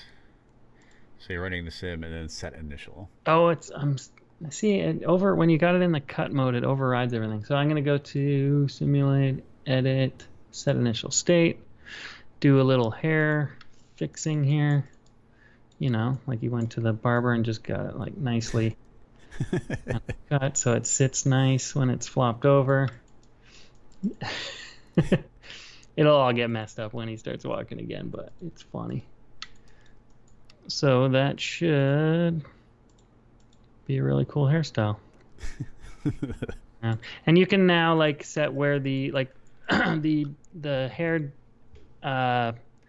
guides are separate from the actual hairs where they're positioned. So even though my guides are on each vertex right now, you can set your hairs to be on the polygon area. So it'll randomly spread the hairs out around the polygons instead of being on every vertex. So you get a bit more randomization.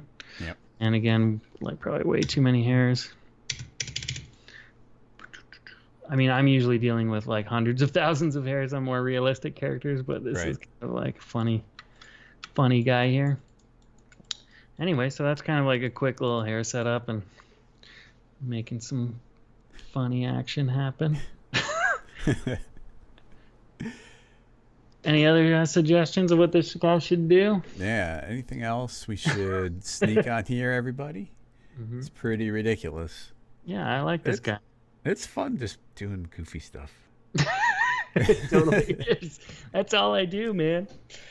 But yeah, I mean, obviously we spend a little more time on the weighting. We get some like texturing going on and whatnot. I don't know if we want to get into the whole Octane world right now, but that's usually my jam. Yeah. I mean, I personally wouldn't mind seeing a little bit of Octane just because it's the one I'm least familiar with. Yeah, for sure. So if you wanted to do anything along those lines, even though like the most basic of like, okay, here's just a couple materials and, you know, some lighting and render. Cool. Well, I usually, like for almost everything, I use HDRI link for just about like every single project all the time. I've even like hacked it and thrown the HDRI Haven HDRIs in it, and I used the same. I figured out the naming scheme on this. Yep. Do I have this installed? What's going on?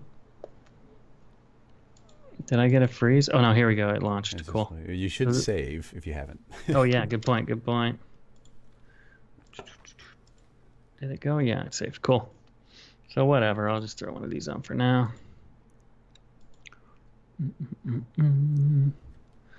Here's our guy. Actually, I should use an outdoor one.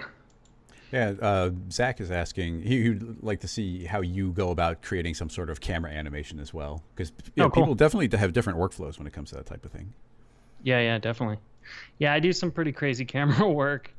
It's pretty all over the place. Here, I'm gonna just make our hair a little. It's all right. Maybe a bit thinner. But I use the Grayscale Gorilla packs quite a bit. It's in the Octane LiveDB manager here. The Grayscale Gorilla Everyday Material Collection has some nice... ooh, things are lagging a bit here. But that has some nice metals. Rendering? Yeah, maybe I gotta do that.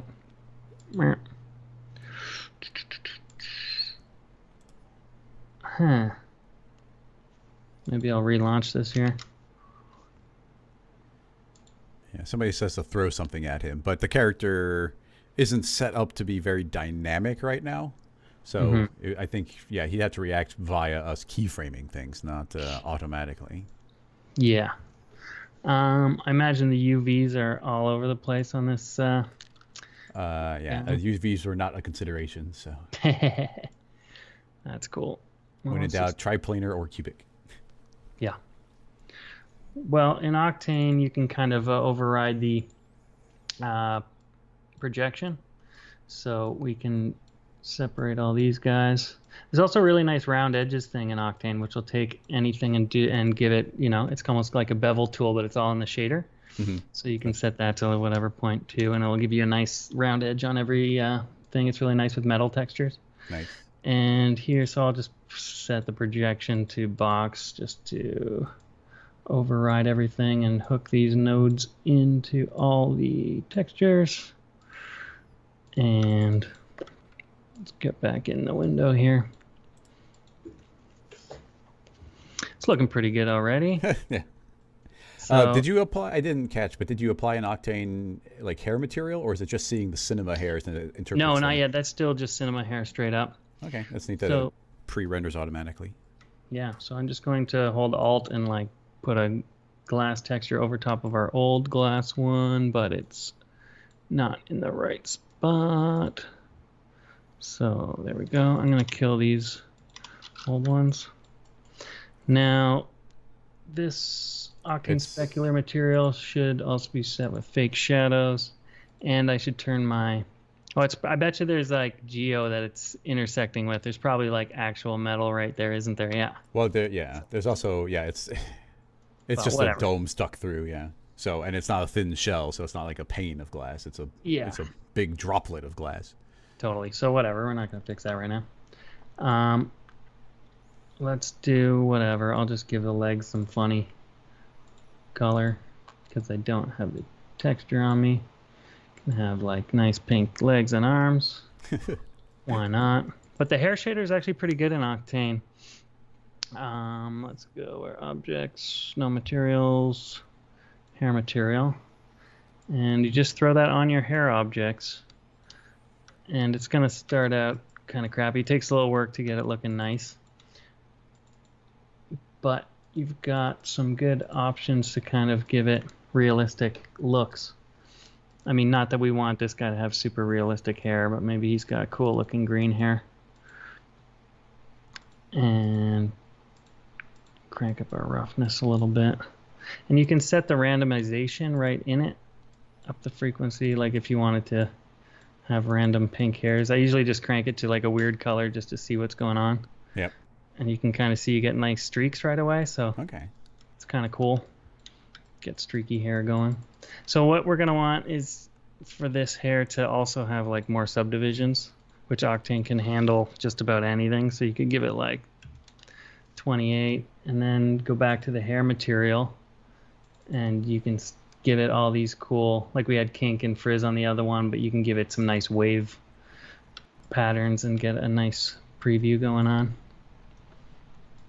And randomizing all of these effects is pretty cool too. So I always add lots of variation and everything. I'm gonna thin it out a little bit. Anyway, you get some nice fine detail, and not this is amazing hairstyling on this ridiculous rocket, but it's you can get things looking pretty nice pretty quick. Somebody's asking how much electricity you pull, and are you able to run those 3 video cards on a normal circuit breaker? I actually ran 2 new 20 amp circuits to this tower over here because I was popping breakers because I had 3 machines, one with these 3090s. I've got my 2080s in my old box and another one with some 1080s in it, and it was just popping breakers. So I ran 2 new circuits up here, and then I also, like, deadmau5 gave me 2 of his GPU servers. So I have those downstairs. So when I need to render stuff, I've got 23 or 24 GPUs all running in the Octane live window, which is kind of insane. So those are the servers downstairs. One of them has 8 GP100s in it, which are kind of like, I guess, equivalent to a 2080 without RTX. And then I've got a bunch of 7 Quadro, what are they again? P6000s or something, which are kind of like not as good as a 1080, but there's 7 of them, so it's still pretty powerful. So I mean, running those 2 plus my 3090s plus my old 2080s, it's insane. Like I render stuff with like 2,400 samples in Octane, and I'm getting like a minute of frame with some pretty complicated scenes. So it's like I've got it kind of a disgusting amount of render power here, which is pretty wild, especially in the live viewer. Like if I've got all those machines going and a scene loaded in the live viewer, it's just like real time like zooming. Like this is pretty good with 330-90s, but like it gets like super smooth with like the whole beast running at the same time, you know? So yeah, so I think we're gonna want more hairs on these armpits. It's looking pretty scant. Yep. I don't even know. What are we doing here? This get is it real like, bushy, yeah.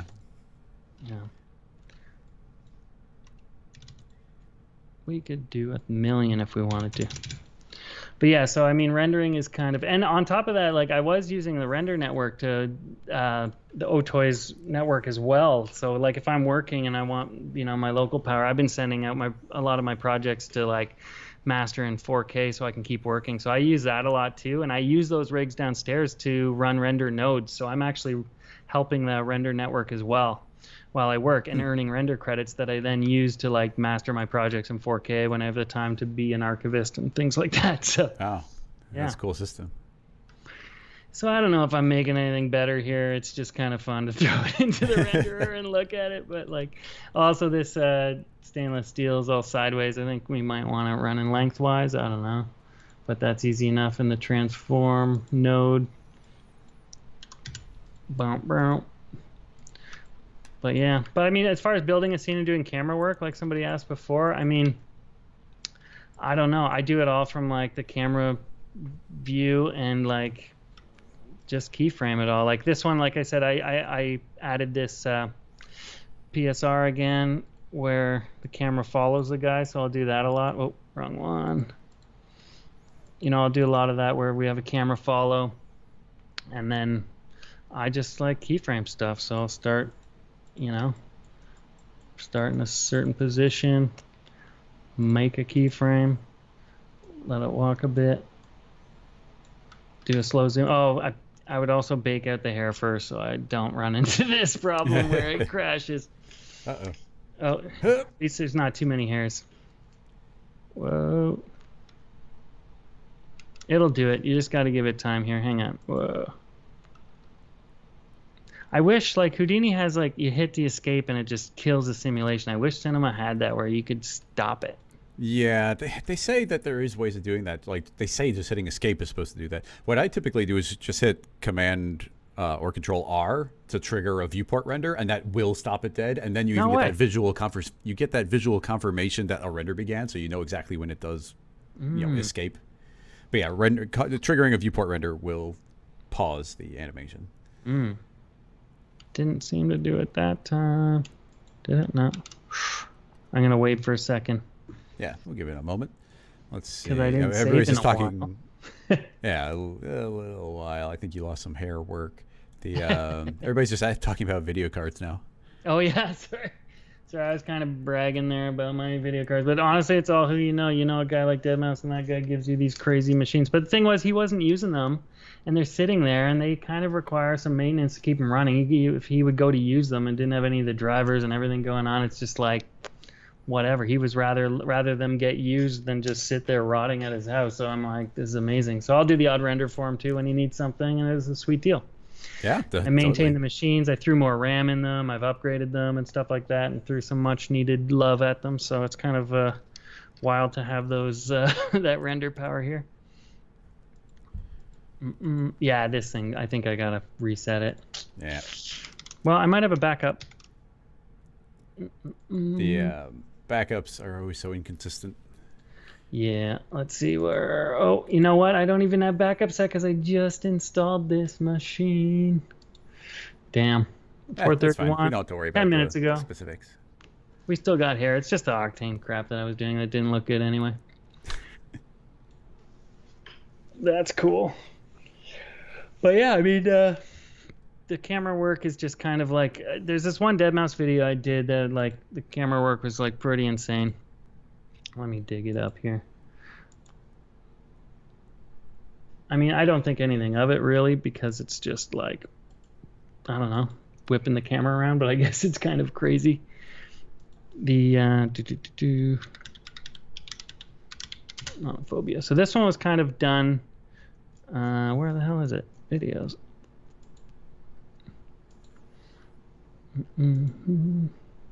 So this was all shot, like, I just shot empty plates at his house. Yeah, this is my favorite one. Yeah, cool. This, let's play back. Oh, yeah, there we go. So, yeah, all this stuff was kind of added in there. This was done with a drone, so there's no crazy camera work here, but this was just kind of like me having fun throwing whatever I had in my content browser at the scene. But, and I did some modeling on that tank and whatnot, and did all this match moving, so it was kind of a lot of work just on this one big long scene. But then I shot HDRIs in every location that I shot a plate, so I also use those for background. So this is an HDRI in the background, that's an HDRI in the background, and then I just kind of like did wide angle lenses to make them look good. And yeah, just kind of did some handheld stuff mixed with this, weird camera movements with HDRIs as the back plate. So yeah, it was kind of a cool, fun little way to give some variety to the shots and be able to do close-ups after the fact and whatnot. So yeah, that's a great one. The somebody was saying we should have something leaking out of the rocket. Oh yeah. What's your go-to? Do you ever do any fluid stuff or? See, I suck at fluids in cinema. I always wrestled with it, and I was like, I did some X particles, and now I'm doing it all in Houdini, to tell you the truth. But are you like, is that in your wheelhouse? Can you do a cool fluid? I don't have anything I'd love specific. to learn better ways to do it in cinema. I don't have any specific plan. It depends on what the goal would be. But for the most part, I've been using vanilla when possible. What's vanilla? I'm sorry, vanilla cinema. Oh, I see. Yeah. Well, what would be your approach just with standard cinema tools? I'm trying to think of, depending if it was like supposed to be leaking rocket fuel or something like that, then potentially you could just do a very simple, like the original cinema particles, if it's just falling on a flat ground, and you could even use a tracer and interlink all of them, so it's one constant stream, so you don't need that many particles. Cool. And and that with a little bit of just I would love to see that friction. technique, actually. You want to either do it or walk me through it? I guess it's not so efficient to walk through it, but or are we risking crashing the thing again? Yeah, we are risking it, but because YouTube's already dead, that's not as much to not something to worry about too much. Mm-hmm. Instead of even sending the file, I still have this one, so it's essentially the same motion. So I'm gonna switch back over to myself, and then sure. I'll just work. I'd from love the previous to see how one, you tackle that, because there's sometimes when I don't need like an amazing fluid sim, that it's like something that could be off in the background, hidden by some depth of field or whatever, that just could look funny from a distance. That might work this way, Yeah, totally. So we got a couple options. Actually, I got a couple of thoughts. I'm not sure how they're going to run, but to start out with, we can just say simulate particle emitter. We've got the basic emitter. I'm running at 30 frames a second, so we'll set this to 30 by 30, which means exactly 1 per frame. Set the radius to 0, 0, and we could just let gravity take over. So I'll just move it up. Obviously, it should just drip from the center point here. That will become I'll just move it as a child of the hips, and I will give it no speed. And the lifetime is decently long already. So I think gravity should already be there, although it's currently it's excluding, I'll say include, otherwise the turbulence will kick in right away. So now you can see we've got this particle trail just getting left behind as you get to walk. We get this kind of nice sine wave from them. So are you a big X particles guy too? I used it a decent amount. I don't have a currently working version of it, but I have. See, I bought it, and then I found out that I'm like, most of the stuff I thought I needed X particles for actually works in cinema, like with the straight up regular particle system. So I felt like I bought it, and I'm like, I don't even use it for what it can do beyond cinema. Yeah, my specific use case ended up being.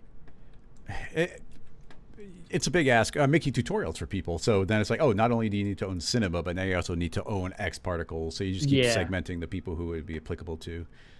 So okay. Anyway, simulate forces. We need a deflector. So this is like the super simple old school way. T for scale that up, and this is just something that things can bounce off of. And so now we have a gravity where these pull down, and they'll hit. Oh, they should hit that surface. Did I flip it upside down? Let's try -90. Oh, I probably should tell it to include. I set it to And that's in- rocket fuel, There everybody. you go. That's just Yep. rocket fuel. There's no bodily fluids in this whatsoever. Exactly. Oh, nice. You Um, got some bounce going. That's great, man. So I don't actually want the bounce. Oh, no? So I'll No, set I the know, bounce but to it's 0. just like, it's cool that you got it going. That happens out of the box. So even with something as simple as this, we could then take I'm going to select the emitter, create a tracer, and say, hey, connect all elements. There we go. So now it's drawing a line, and so that line will be perfectly linking, and we just have the ability to do anything we want with a spline now. I'm going to have this keep emitting forever, and you could add a little bit of turbulence. I'm trying to think of what I would want this to do, because this is just a nice constant stream that will sit there. And it does seem like we should do a little bit of initial speed, because it's slowly accelerating into that. So let's give it a speed of, I don't know, 150. Nice. Oh, someone's just- suggesting expanding foam. That would be kind of cool, too. Okay, and now you see these have a little bit of an angle to it, so you see how they're actually kind of all moving and spreading out a bit. So that actually could be an advantage if we wanted it to be. To stop that from happening, I would probably make a simulation forces friction and make sure that it is included. So this should be draining energy out from the system constantly, which should slow those down so that they don't keep moving forever. They do still seem to want to be moving. Let's crank up the friction. You gotta be careful, because it's also going to be affecting as it falls. You can see it's falling slower. Yeah, you can see that we've kind of killed off all the motion there with all that strength. So yeah, kind of a combination of how we'd want those to behave. And then, but I did kind of like them spreading out a bit.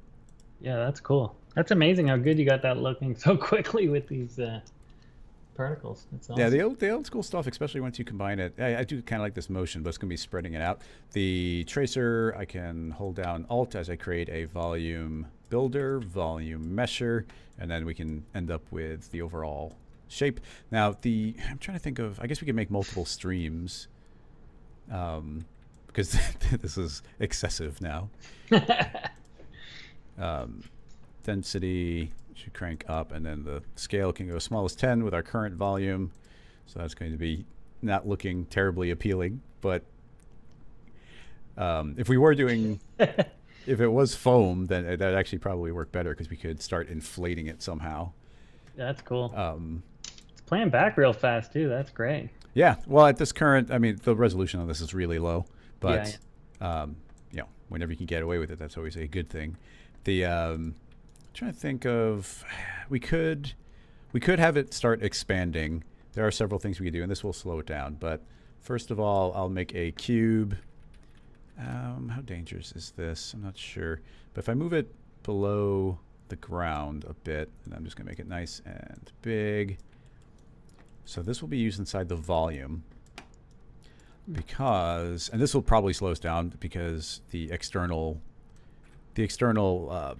modifiers inside here will slow it down. But instead of using one of these internal modifiers, let's make an external one, which I really like doing. So we can create a SDF smooth and tell that actually it's not smooth. It is going to dilate and erode, which is kind of like the inflate parameter. And inside the volume builder, we'll say that this should begin to inflate, and we can set this up to any amount that we want. What? That's awesome. So, I didn't know about that inflating trick. So yeah, and this is like so powerful. So we can, if this was supposed to be some sort of expanding foam, we can go and increase this. And now that this is an external object, it has the ability to be fed fields. So creating a linear field along this and running that along, I think Z minus. No, Z plus. Cool. So yeah, we can create a Z plus here. You could put a noise shader field on that too, so it expands in like weird spots, like all localized and different, Yep, totally. The although it seems to, this linear field being here at all. Oh yeah. Seems to be killing off. Like, see, it's way more inflated there. So why is that cropping it? I mean, potentially. Let's try increasing the max. No, that's not a variable here. That's interesting. Oh, let's unclamp it? No. That's a great idea. So you'll drag the linear field behind the rocket. Yeah, so this could follow behind, but the it's not inflating all the way back up to full power. I'm not sure why. Dilate road filter options. Voxel range. Yeah, I just literally have no inkling of what could be causing this to limit it that way. That just seems still functional though. I mean, it's doing. Yeah, and we could add more than one, but every time it's going to take more calculation time. And but I would probably be inclined, much the way that you did, we could link. We could make it a child, but why don't we create a right-click rigging constraint, and again we can do a PSR and tell it to follow the hips, the position of the hips, and I only care about Z, so we'll say only Z. And now, oh yeah, it's Z, and now I'm going to offset it here so I can pull this physically back via this offset parameter. So You want to kill the rotation too, probably. If you didn't already, I can't tell. Did I not? Oh yeah, that's off. I didn't turn off the Oh, you select. did. I did the main. Sorry, it's a bit blurry. Yeah, initially it wasn't. 000. Yeah. So that will now follow behind the character. So we start out with nothing really thin, and then this can begin to trigger an inflating. If the floor is there, it'll just block it out. Yeah, that's great. Yeah, the floor will block it out. I wonder if I can trick it into going beyond that. Nope. Yeah, why is this? It's like set this weird maximum. That is super bizarre. It's something with with a second iteration, but that's going to slow it down. Yeah, that'll add a significant slowdown. But yeah, it's super weird. That's great though. What a good trick. It looks cool too. If you put a cool shader with some noise on it, it would look awesome.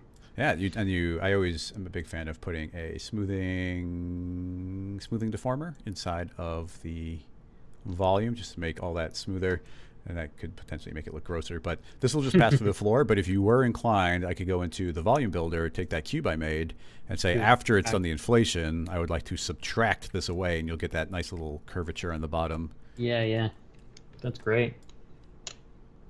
But that's going to be running a lot slower, but it's I love fun how and weird. this all came together. It's like a rocket that's leaking fuel, that's also expanding foam, and it's got armpit hair under his fins, and it's sad. And what's going on here? Yeah, well, this is what happens when you say yes to everything that the chat is talking about. Yeah, that's great. I should have this comment section when I do my daily work. It's kind of actually great input so far. Yeah, no, it's good stuff, and it gets weird. And I've got my bonus streams that I do, and I'm often like working on like a legit tutorial, and somebody will be like, "Oh, what if it did this?" It's like, "Oh, that's a really good idea," and that makes its way into the tutorial. But yeah, that's a fun detail. Is there anything to top this off, chat, that you'd like to see? We're almost at the end here. Bake it and render. I mean, I can send you this, but this is not. I guess all you'd have to do is drag the emitter into your rig, and then this will all work. Yeah, sure. So I'll just create a null and drop it all inside there. Oh, you'll have to do two things. You'll have to relink this constraint tag and drop the emitter inside of the hips. But besides that, that will work. Copy, new, paste.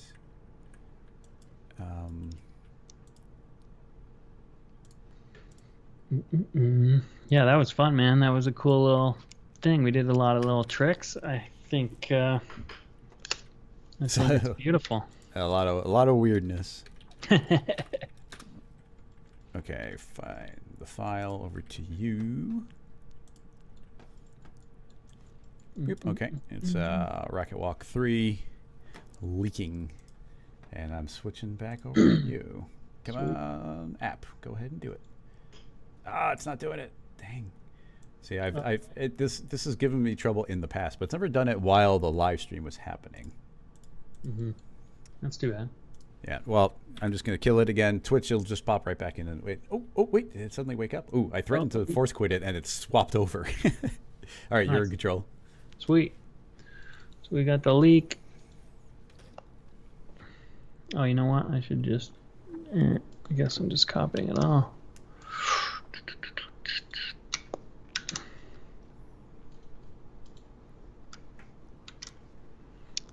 Okay, so It all works. you said I just have to. Oh, you only have the leak here, don't you? Yeah, so just move the emitter as a child of the hips. Oh, this emitter? Yeah, yeah. Yep. Cool. And if you're at frame 0, then they'll probably just sync up. Boom. Is it visually positioned correctly? Where is it? Oh, No, it jumped way over. Well, keep the rotation, but 0 out the position. Can I just drag it over? Oh, just 0 that. I see. Keep the rotation, 0 the position. Boom. Oh, my field isn't there, though. Well, yeah, and then you have to go and relink the constraint tag. To the hips, right? Boom. Yep, that should hopefully work. I'm going to bake out this hair before we have a disaster.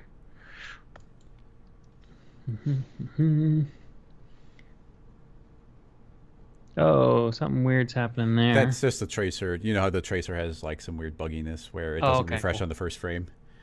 That's cool. Is this baking the hair? It's interesting. It actually plays back the entire scene file.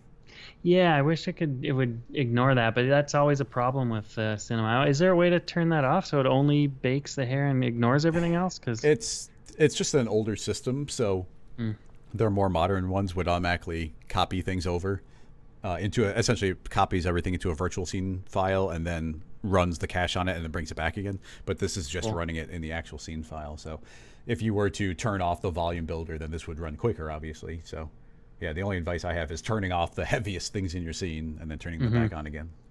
Yeah, that's what I usually do. This hair's going to look beautiful once it's rendered. Okay, now I'll do the pits. Oh, you have to calculate each one individually too? I think so, yeah. Yeah, I don't think it's like regular dynamics where you can bake all. Yeah, well, like I said, way older system. I remember when that came out, and it was like in. Or maybe I could have just selected both hair objects and done it in one shot. I don't know. Yeah, maybe. It's one of those things that I probably wasted tons of times doing and not tested it out. That's beautiful. So yeah, I guess I should put him in some kind of a scene, get some ground textures going. And what do you think? Is he walking on the street or in nature? Let's see what I got in my what are you got in your collection? Library here. Oh, I lost all my textures too. That's cool. Oh, dang. Yeah, well, yeah, just throw the most generic of ones. We don't need it to be fancy. Yeah. Sweet. And save often. Yeah. Cool. Well, let's I'm gonna do a new, or what is this your, do you put a new ground plane in that's attached to anything or what? Or that's the box there, yeah. The box was just to chop things out. Cool. And I think I even get rid of that, so the box is nothing. Sweet. And then you should scale up that deflector a little bit because he's walking beyond its bounds, so it just kind of falls. What's a deflector? Sorry, which one? It's in my null this somewhere. one. Yeah, just scale it up. Cool. That should be fine. Cool. Sweet. So I'm just going to find our ground plane here. Where was it now? There we go. And give it some more subs. And I'll just make a quick terrain with a displacer. Nice. And some noise. And scale that way up. Even more.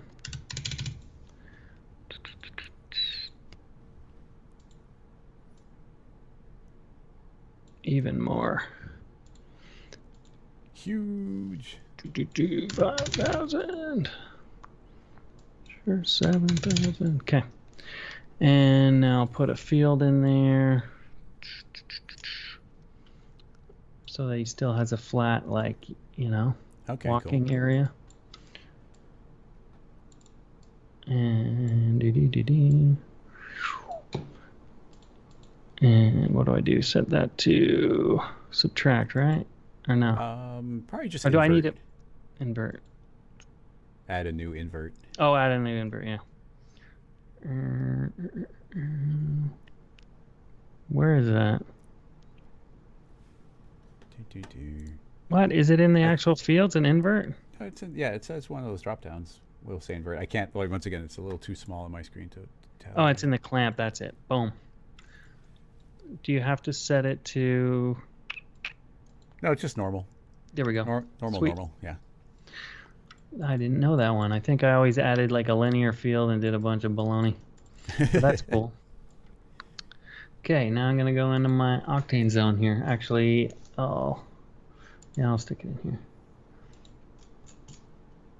Okay, my Mega Textures library. What do we got? Got some crazy 8K soil textures I can try out. And what else? I'll just throw that metal on them. And this will be a good gross texture for that foam. And I guess the foam will have to just put like a cubic something on it. I've got all these really gross textures from CG Access, these alien skin textures and stuff that are pretty cool. Meat textures. Okay, a good one for his skin. For his skin? Yeah. Something weird for his... Oh, they're so huge. Mm-hmm. Cool. Let's see how stuff looks here. And save often. Yes. We shouldn't have too much problems now that we've got hair baked. Okay, once again, HDRI link, because it's the best. I think you do have it. You already have an HDRI link there. Oh, do I? Oh, yeah. But no, I thought I... Yeah, you're right. I think that was the last thing before you crashed that you saved. What? Here, oh. I don't know why I'm getting such a lag with HDRI link right now. But anyway. All right, let's see where we're at here.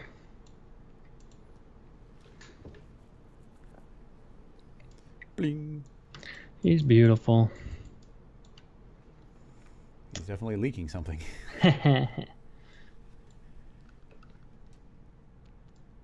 Oh, is that our... That's the box. It's not doing anything. You can delete the box. Where is it? In the volume builder? It's in my null. Oh, it's not the volume... Oh, the cube up near the top, fourth. Oh, there we go. I think. Just cool. kill it. Sweet. That's the thing. Some of these like crazy 8K textures are pretty gorgeous. That's crazy. Oop.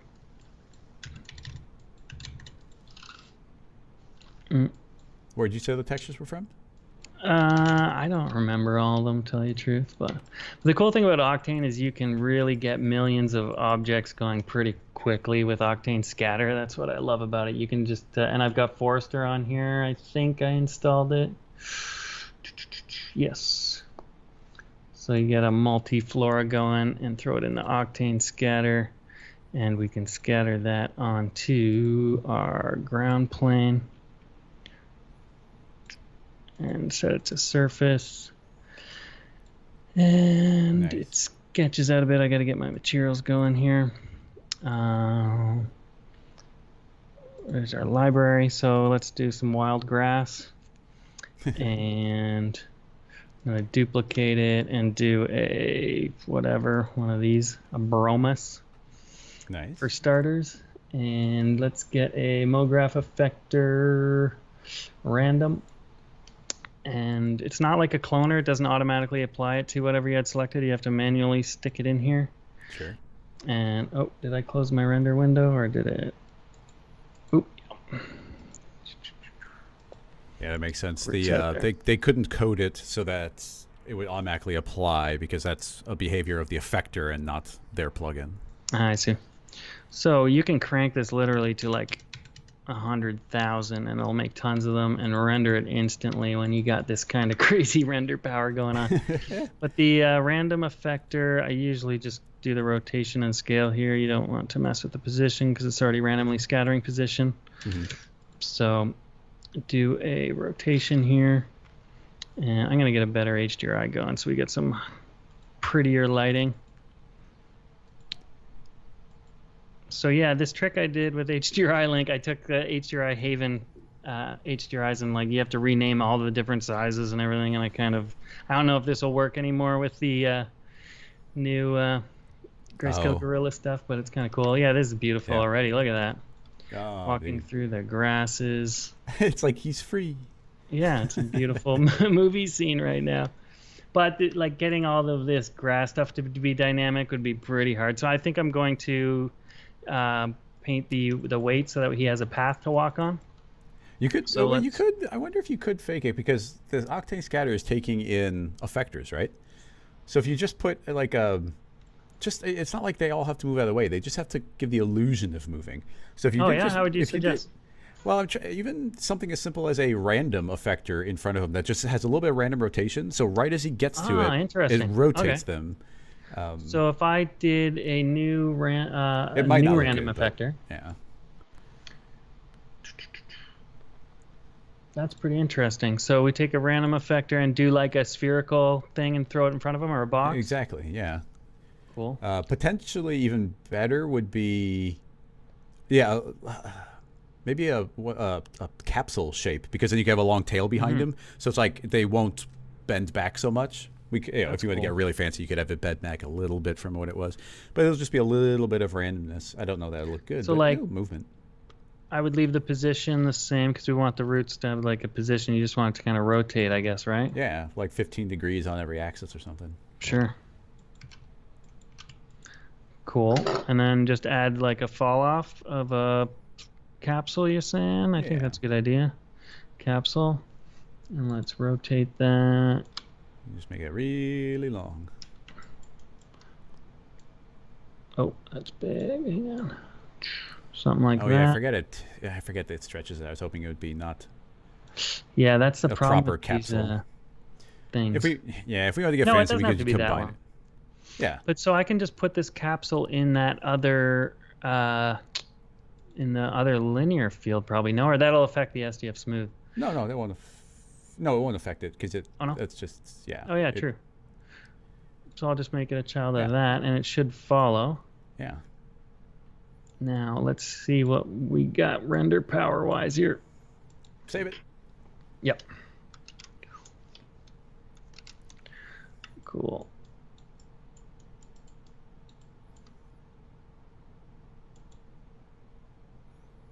I can't believe you're seeing it that well in the viewport. Yeah, it's kind of hard to tell what's going on. It'll probably move my little sticks here. If I change the scatter visualization to display boxes, that's going to be crazy. Here, I'll just drop my number so we can maybe Did you apply the new random effector into the scatter? Yep. Okay. It's in there. Sure. Make the rotations more extreme just so we can blatantly see it. Totally. And I'm going to just take this down to like 1,000 just so that we can maybe see what's happening here. And display. Yeah, that's all good. And sorry, where's my random? There we go. I'll just go to like 60. That's a cool idea. I saw something move behind him. So I think it's... Don't see it. As you type the numbers in, I saw something rotate, but I don't know. Let's move the capsule. I'll make the capsule way bigger too. Yeah. Maybe it just... No, yeah, something's moving. Oh yeah, it is doing it.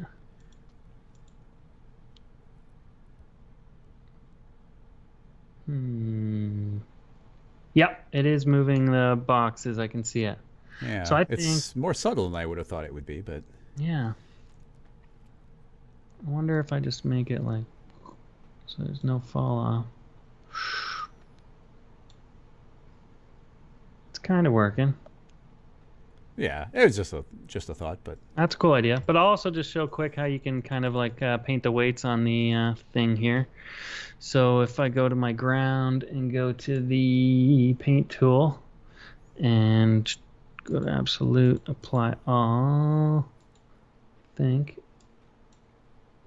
Why isn't it letting me here?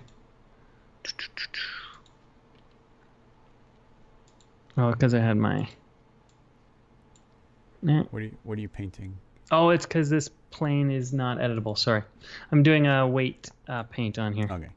So I'm gonna apply all and then subtract and just make like a little path. Okay, so the scatter can see vertex maps. Yeah. Yeah, I can't do selections for some reason, so it's just vertex maps. So let's do the scatter. Throw the vertex map there. We should have somewhat of a... Clears the path. It's kind of cool. So...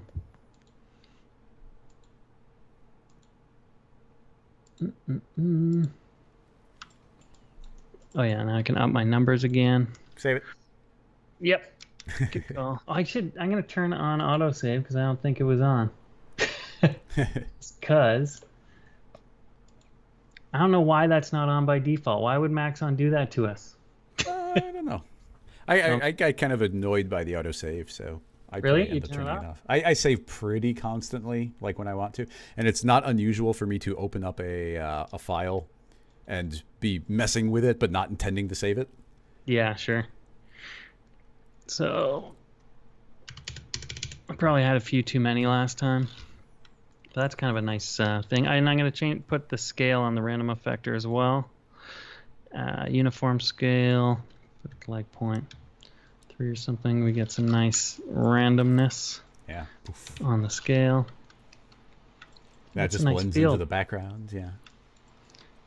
Yeah, and I just love, like, with HDRI Link, it's just so cool that you can, like, bounce between looks so quickly and get stuff looking pretty awesome in no time, you know? Yep. And sometimes you get, like, a pretty good look from an HDRI, but you still don't have the juice of, like, a powerful sun. These are all pretty powerful, I guess, but, like, sometimes it's nice to, like, add an Octane sun to an HDRI, and there's a setting in it that you can mix sky textures. So you're actually taking the sky reflections and adding a harsh sun to it, which is oh, that's interesting. You know, cool trick to mix together. You get a lot of power out of the sun too, so probably want to turn that down a lot. But it's maybe not the best HDRI for that, but it's kind of like a cool way to get your shadows dialed in and do stuff like that. So, but just so my stuff doesn't overheat here, I'm gonna keep it with just the HDRI. So like I said, I got a massive library of tons and tons of things. I mean, what do we want to put in this scene? We got some ridiculous stuff. Throw a shopping cart in there. We need something pretty ridiculous. I mean, he could be pushing that, but I could be. He doesn't have the arms to push on it. Yeah, you'd have to stretch. Oh, yeah, make it big enough. There you go. Yeah, huge. The scarf can scale up to the arms. That could be just discarded in the side too. You know, somebody stole it from the local grocery store. As they do. It's lost in the weeds anyway. Yeah, it's lost in the weeds totally. I must have some better stuff kicking around here. Toilet. Toilet's good. Giant rubber duck is good. I've got some nice lawn flamingos. Of course. Those I can just throw in the scatter. I think, yes. A third flamingos. Tons of them. But yeah, it's just amazing the power that Octane can Octane this scatter. Many polys. Yeah. It's pretty wild.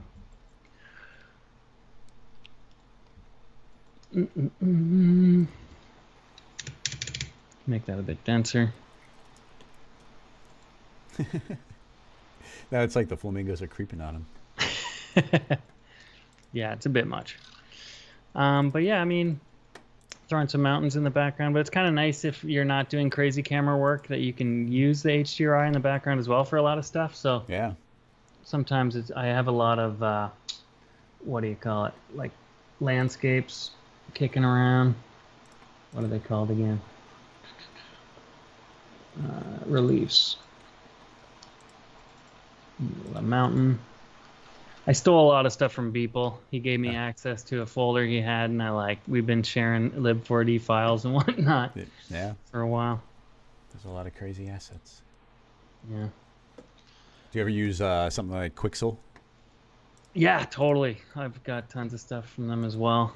It's no, this is kind of a crappy mountain actually.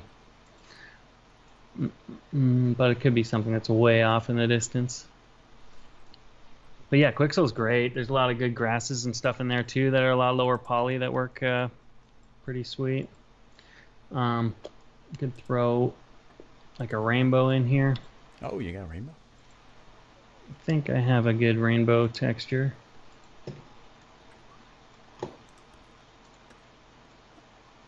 I'm trying to figure out if I can fix that foam inflation limitation. Figure out what's causing that. Oh yeah, I got to texture that. Should I play that back and see what that looks like actually? Let's do that. Might be something I want to play back first and then press render. Yeah, I'm going to reload the scene after I do it and texture it.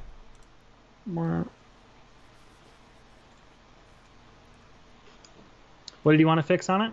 I'm just seeing. Remember, it wasn't getting. The linear field was making it not grow as much as it should have been, but nothing I changed is fixing that. I feel like that might be a bug. Looks great, man. That's a great trick. I'm gonna throw this project in my content browser, or at least the emitter, so I can use this again. That's cool. Yeah, it's basic stuff, but it is powerful. Like the tracer combined with a lot of other things, it's just a really fun workflow. Mm-hmm. And oh, wow, you can look at the limit UV on that. But I can set all this to projected box, and it should actually that won't work on displacement. I don't think I'll have to kill the displacement. We'll see.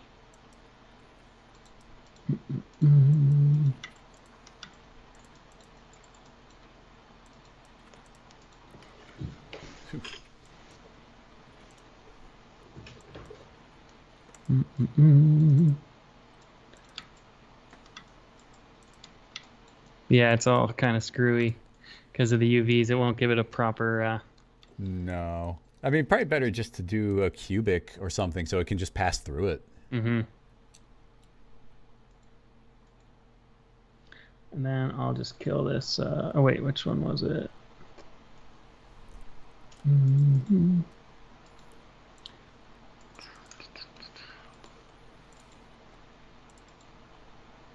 No, it's not doing it on this one. Oh wait, that's on the mountain. What am I doing? That's wrong.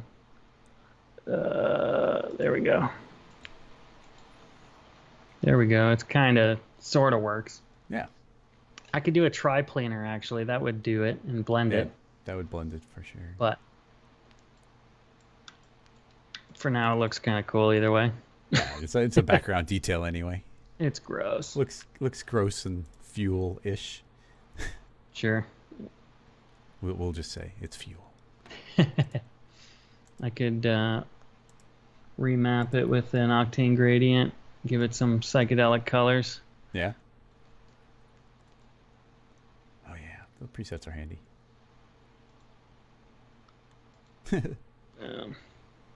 It'll stand out at least in the field. But yeah, it's pretty cool. Yeah.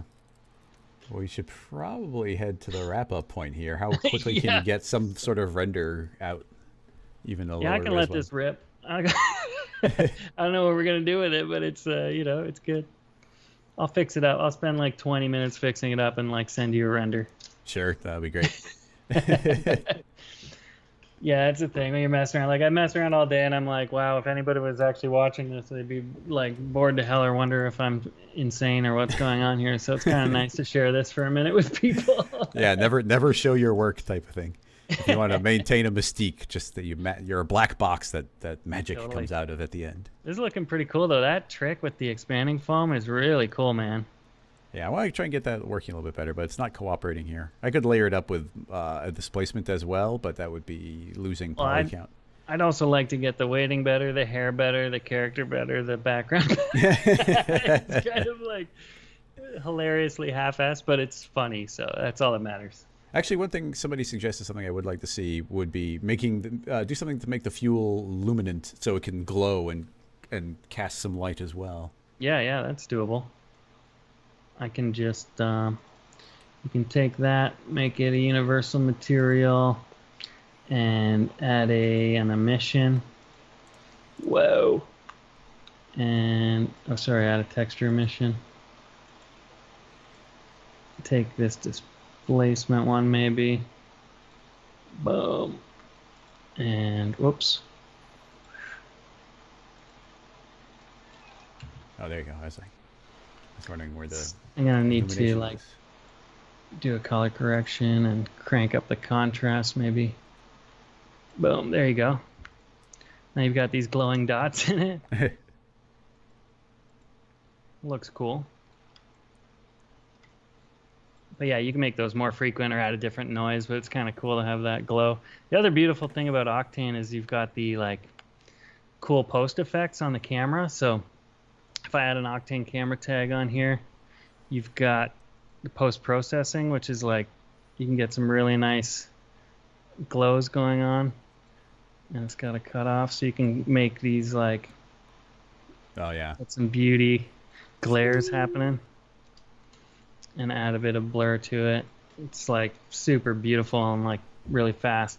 Yeah. Yeah, I love Octane so much. I honestly have like zero interest in other renderers just because I'm like pretty dialed in with it, and it's like makes everything look exactly the way I want it. So I'm pretty happy with that. I've heard in more recent time a lot of the problems that it did have gotten fixed. So Yeah, I mean the biggest problems with Octane, honestly, is like trying to do crazy stuff while the viewport's open. It's like it's not really meant to be like a full-blown Cinema 4D viewport. Like it's a renderer, you know what I mean? So a lot of Right. people get upset when it's like, oh no, this crashed while I was trying to add dynamics and like make hair, you know, interact with whatever, or, you know, yeah, it crashes in weird times like that. Or when you've got motion blur on and you're trying to do some, you know, morphing meshes, yeah, it crashes, you know. It's just like do that stuff in the viewport and render it afterwards, or bake everything before you know, do all your texturing in the viewport, you know what I mean? Like, so there's ways you learn what crashes it and what to avoid, and it's pretty stable. yeah. Could we get the scatter turned on and then render out a couple like final frames of Yeah, sure. just see Sure, what why it not? looks like with it all Here, let me. I want to see the character closer to real time. Yeah, I want to fix. I mean, it's gonna look this, goofy, but it's I'm gonna make a. I want to get the. Sorry, I'm gonna do a second scatter, one with the wild grass and one with the other one, so that we have fewer of those ones because it's got way too many. And I didn't even Octane texture these things here, the grasses and whatnot. So it's like, and whatever. Sure. I'll just let it rip. So let's get, is the camera still following the null? Yeah, let's just let it go. I'll set it a bit lower so it's ready. It's a good angle. yeah. And Give it a I'm save. going to do 50 mil. Cool. I'll just render it from that perspective. Sound good? Yeah, it works for me. Okay. And what do you want? 1080p? Yeah, that's fine. This is definitely one you're going to want to share. Yep. Well, see, I can blame it all on the guests, so that works. Totally. It's like, this is Nick's work. I had nothing to do with it. Cool.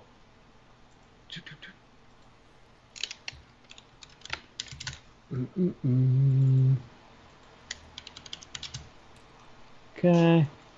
And crank up the samples a little bit. Yeah, when I start doing more well, you know, if and when I start doing more rendering, I do have to give Octane a proper try. Essentially, I learned enough Octane to develop Lightkit Pro 3. So I was like, okay, this is working in Octane, and that was the extent I learned it. Oh, yeah. Oh, I got my other nodes on, so we got 6 GPUs rocking this one. Should go pretty quick. Yeah. Now we're rendering just like that. This client-ready project. Oh my god, that hair is so terrible. So funny.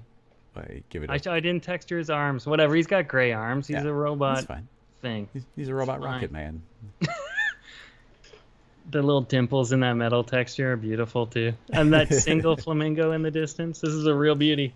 Yep. I should have put depth of field on. This is kind of, I'll put depth of field up. That'll save our background a little bit here. Okay, yeah. So I'll just put the, oops.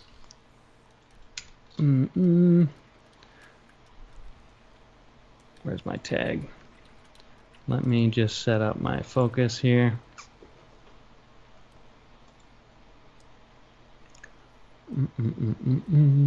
Save. That's the other thing that Octane does. Depth of field super nice and easy. Cool. There we go. Gorgeous. Okay, and I'm just gonna scale that guy down a little bit. There. All right, I'm rendering. So somebody's asking if you were to attempt to make this a looping animation, what would you do? Would there be more to it than just creating a landscape and then copying it to a new position? Yeah, that's pretty much it. Make an instance of your landscape. Like that shopping cart lady I did. It's all instanced with, let me see it here for a second. This lady here, this dude. So this entire thing, all the different shelves are a different instance, and I just like copied them over and moved it, and all the stuff on the floor, everything is just instanced and looped to the exact same distance as the walk cycle. Yeah. So that's great. Yeah, I mean, as most of the time, that's the only way to do a loop. Do the entire thing twice. Yeah, but hair is the problem. That's where because you got to get your. Yeah. Sometimes I'll run a loop of the cycle and cache the hair for like 7 extra loops, just so that you try and find a cycle that has your hair in a similar or exact, like, because you'll never get it exactly. Yeah, but I'll like run it for 700 frames and then find that loop and then set that as my initial state again and do that a couple times, and you get it like kind of close once in a while. I don't know. It's a bit of experimentation. Yeah, and if that all fails, I do a fake, fade in After Effects later. Yeah, somebody asked me the question recently on the Rocket Lasso Slack channel, and I think that there was a way of keeping the hair parametric. And it might have to been in point mode, but you could actually use like a pose morph to have 2 copies of the hair and essentially bake it out at frame 90 and then blend it in. Like, so you could actually keyframe a couple frames to actually force it into that particular state at a particular time. Oh, no, wait, that's what rest hold is? Is that what someone's saying? I thought that was like, I guess you can do rest hold for like the initial position and the end. Yeah, I get it. Yeah, if you get it into a good state. Pick a good one and then force it that in the loop. Nice. That's cool. I did not know that. That could have saved me a huge headache in the last couple months. I should just have you on the Skype there for like me bugging you all the time. I do end up answering quite a few questions for people. Oh, nice. Hey, that's great. Cool. Well, this is going to be really beautiful. Something we're all proud of. Yep. But I'll take the heat. If anyone's like, that looks like crap, and why didn't you fix the weighting, and the hair is terrible, I'll totally take the heat on this one. I don't even feel like you have to go that far. It would just be like, what did you make? I was like, well, I was working with smear balls. It's like, oh, I get it.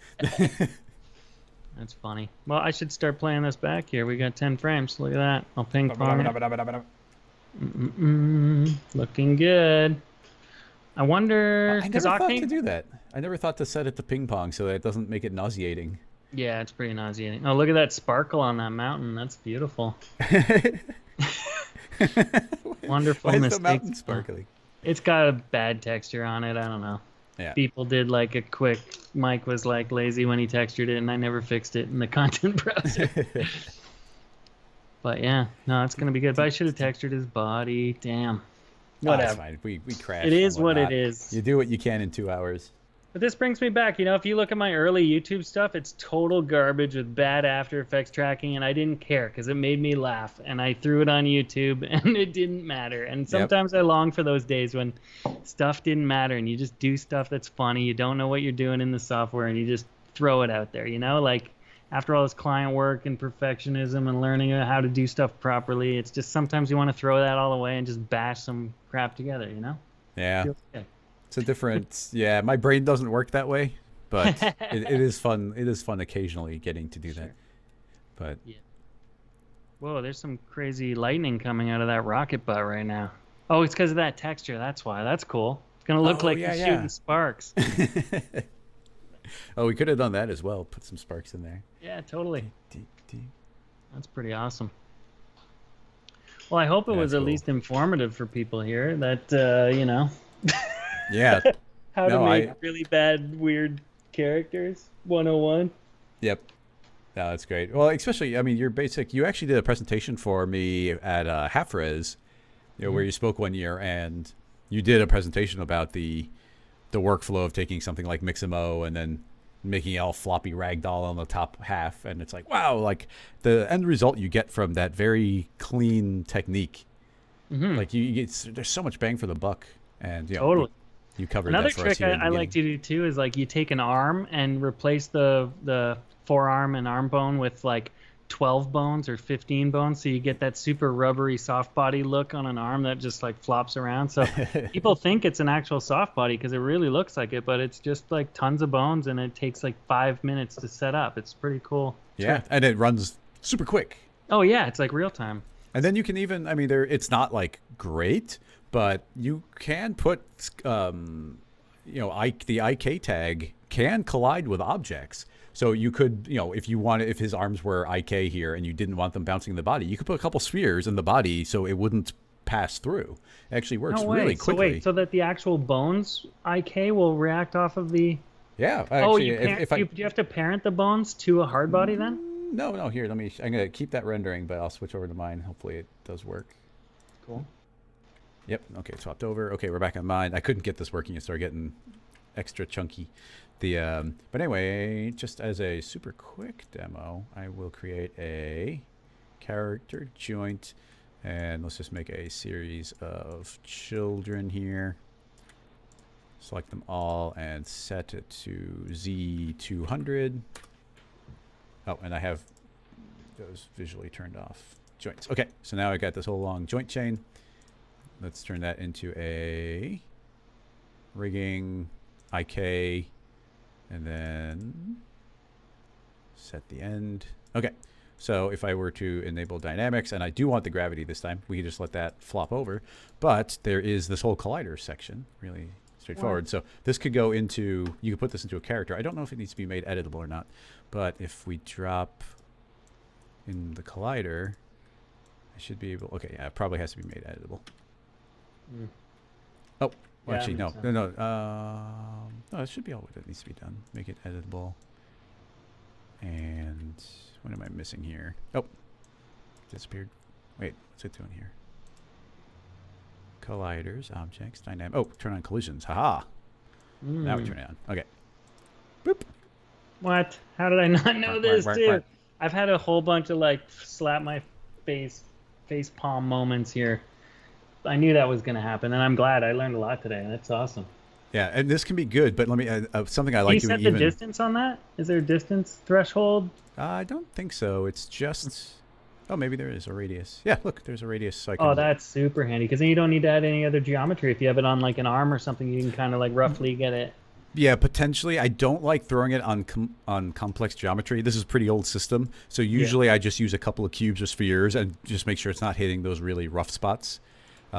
Because I think if you did like any concave shape or anything, it's not going to do a very good job, but a sphere will do a good job. I am curious if I can create a parametric one.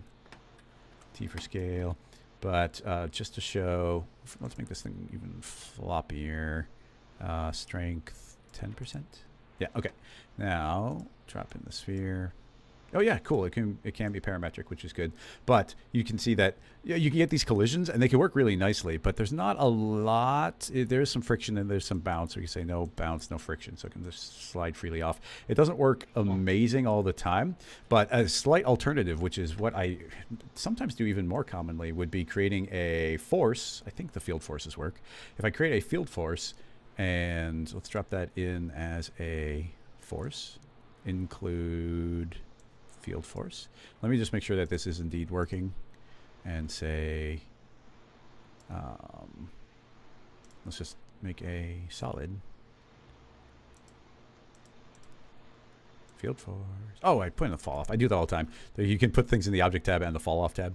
So yeah. Okay, so then you see it is working. As soon as I drop this in, it's pushing up. But you can see that the strength is so strong. So if I set that to 0.1, we can now see it's having a significant effect. So that's just with Bones and IK for some reason. It's just way stronger than other dynamic systems. Yeah, they must have like 0 weight or something. Maybe there's a setting to it set must be weight. A mass setting. Yeah, but or it doesn't have mass, so it doesn't know exactly what to do with it.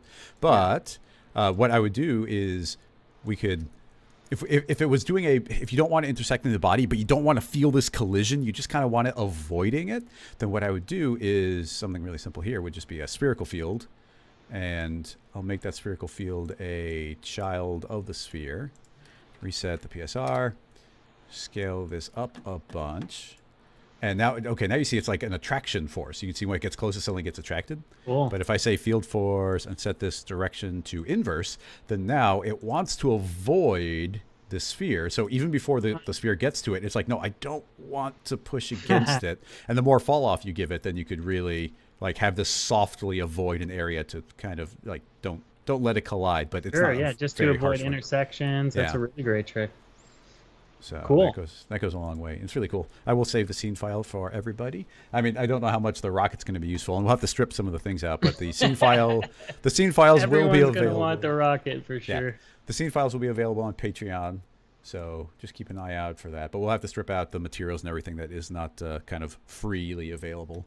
But here's the IK collision. Yeah, I'm going to switch back to you. Let's see what that render ended up looking like. And then let's It's a beauty. Come on. Turd coming out there. It did. It's working. Okay, yeah. Beautiful. Yep, it's at 40 frames already. We're getting 17 frames a second. Or 17 seconds a frame, I mean. Yeah. 17 frames a second would be pretty good. I should fire up the other two machines just for the hell of it. They're so loud though, it's like unbelievably like unbearable. I have to like put the servers like the furthest away from me in the building as possible because they're like jet engines. Yeah, dude, I know what you mean. Even like on my machine where I don't even have, I've got the two slightly older video cards, and when I start rendering, it's like, oh my god.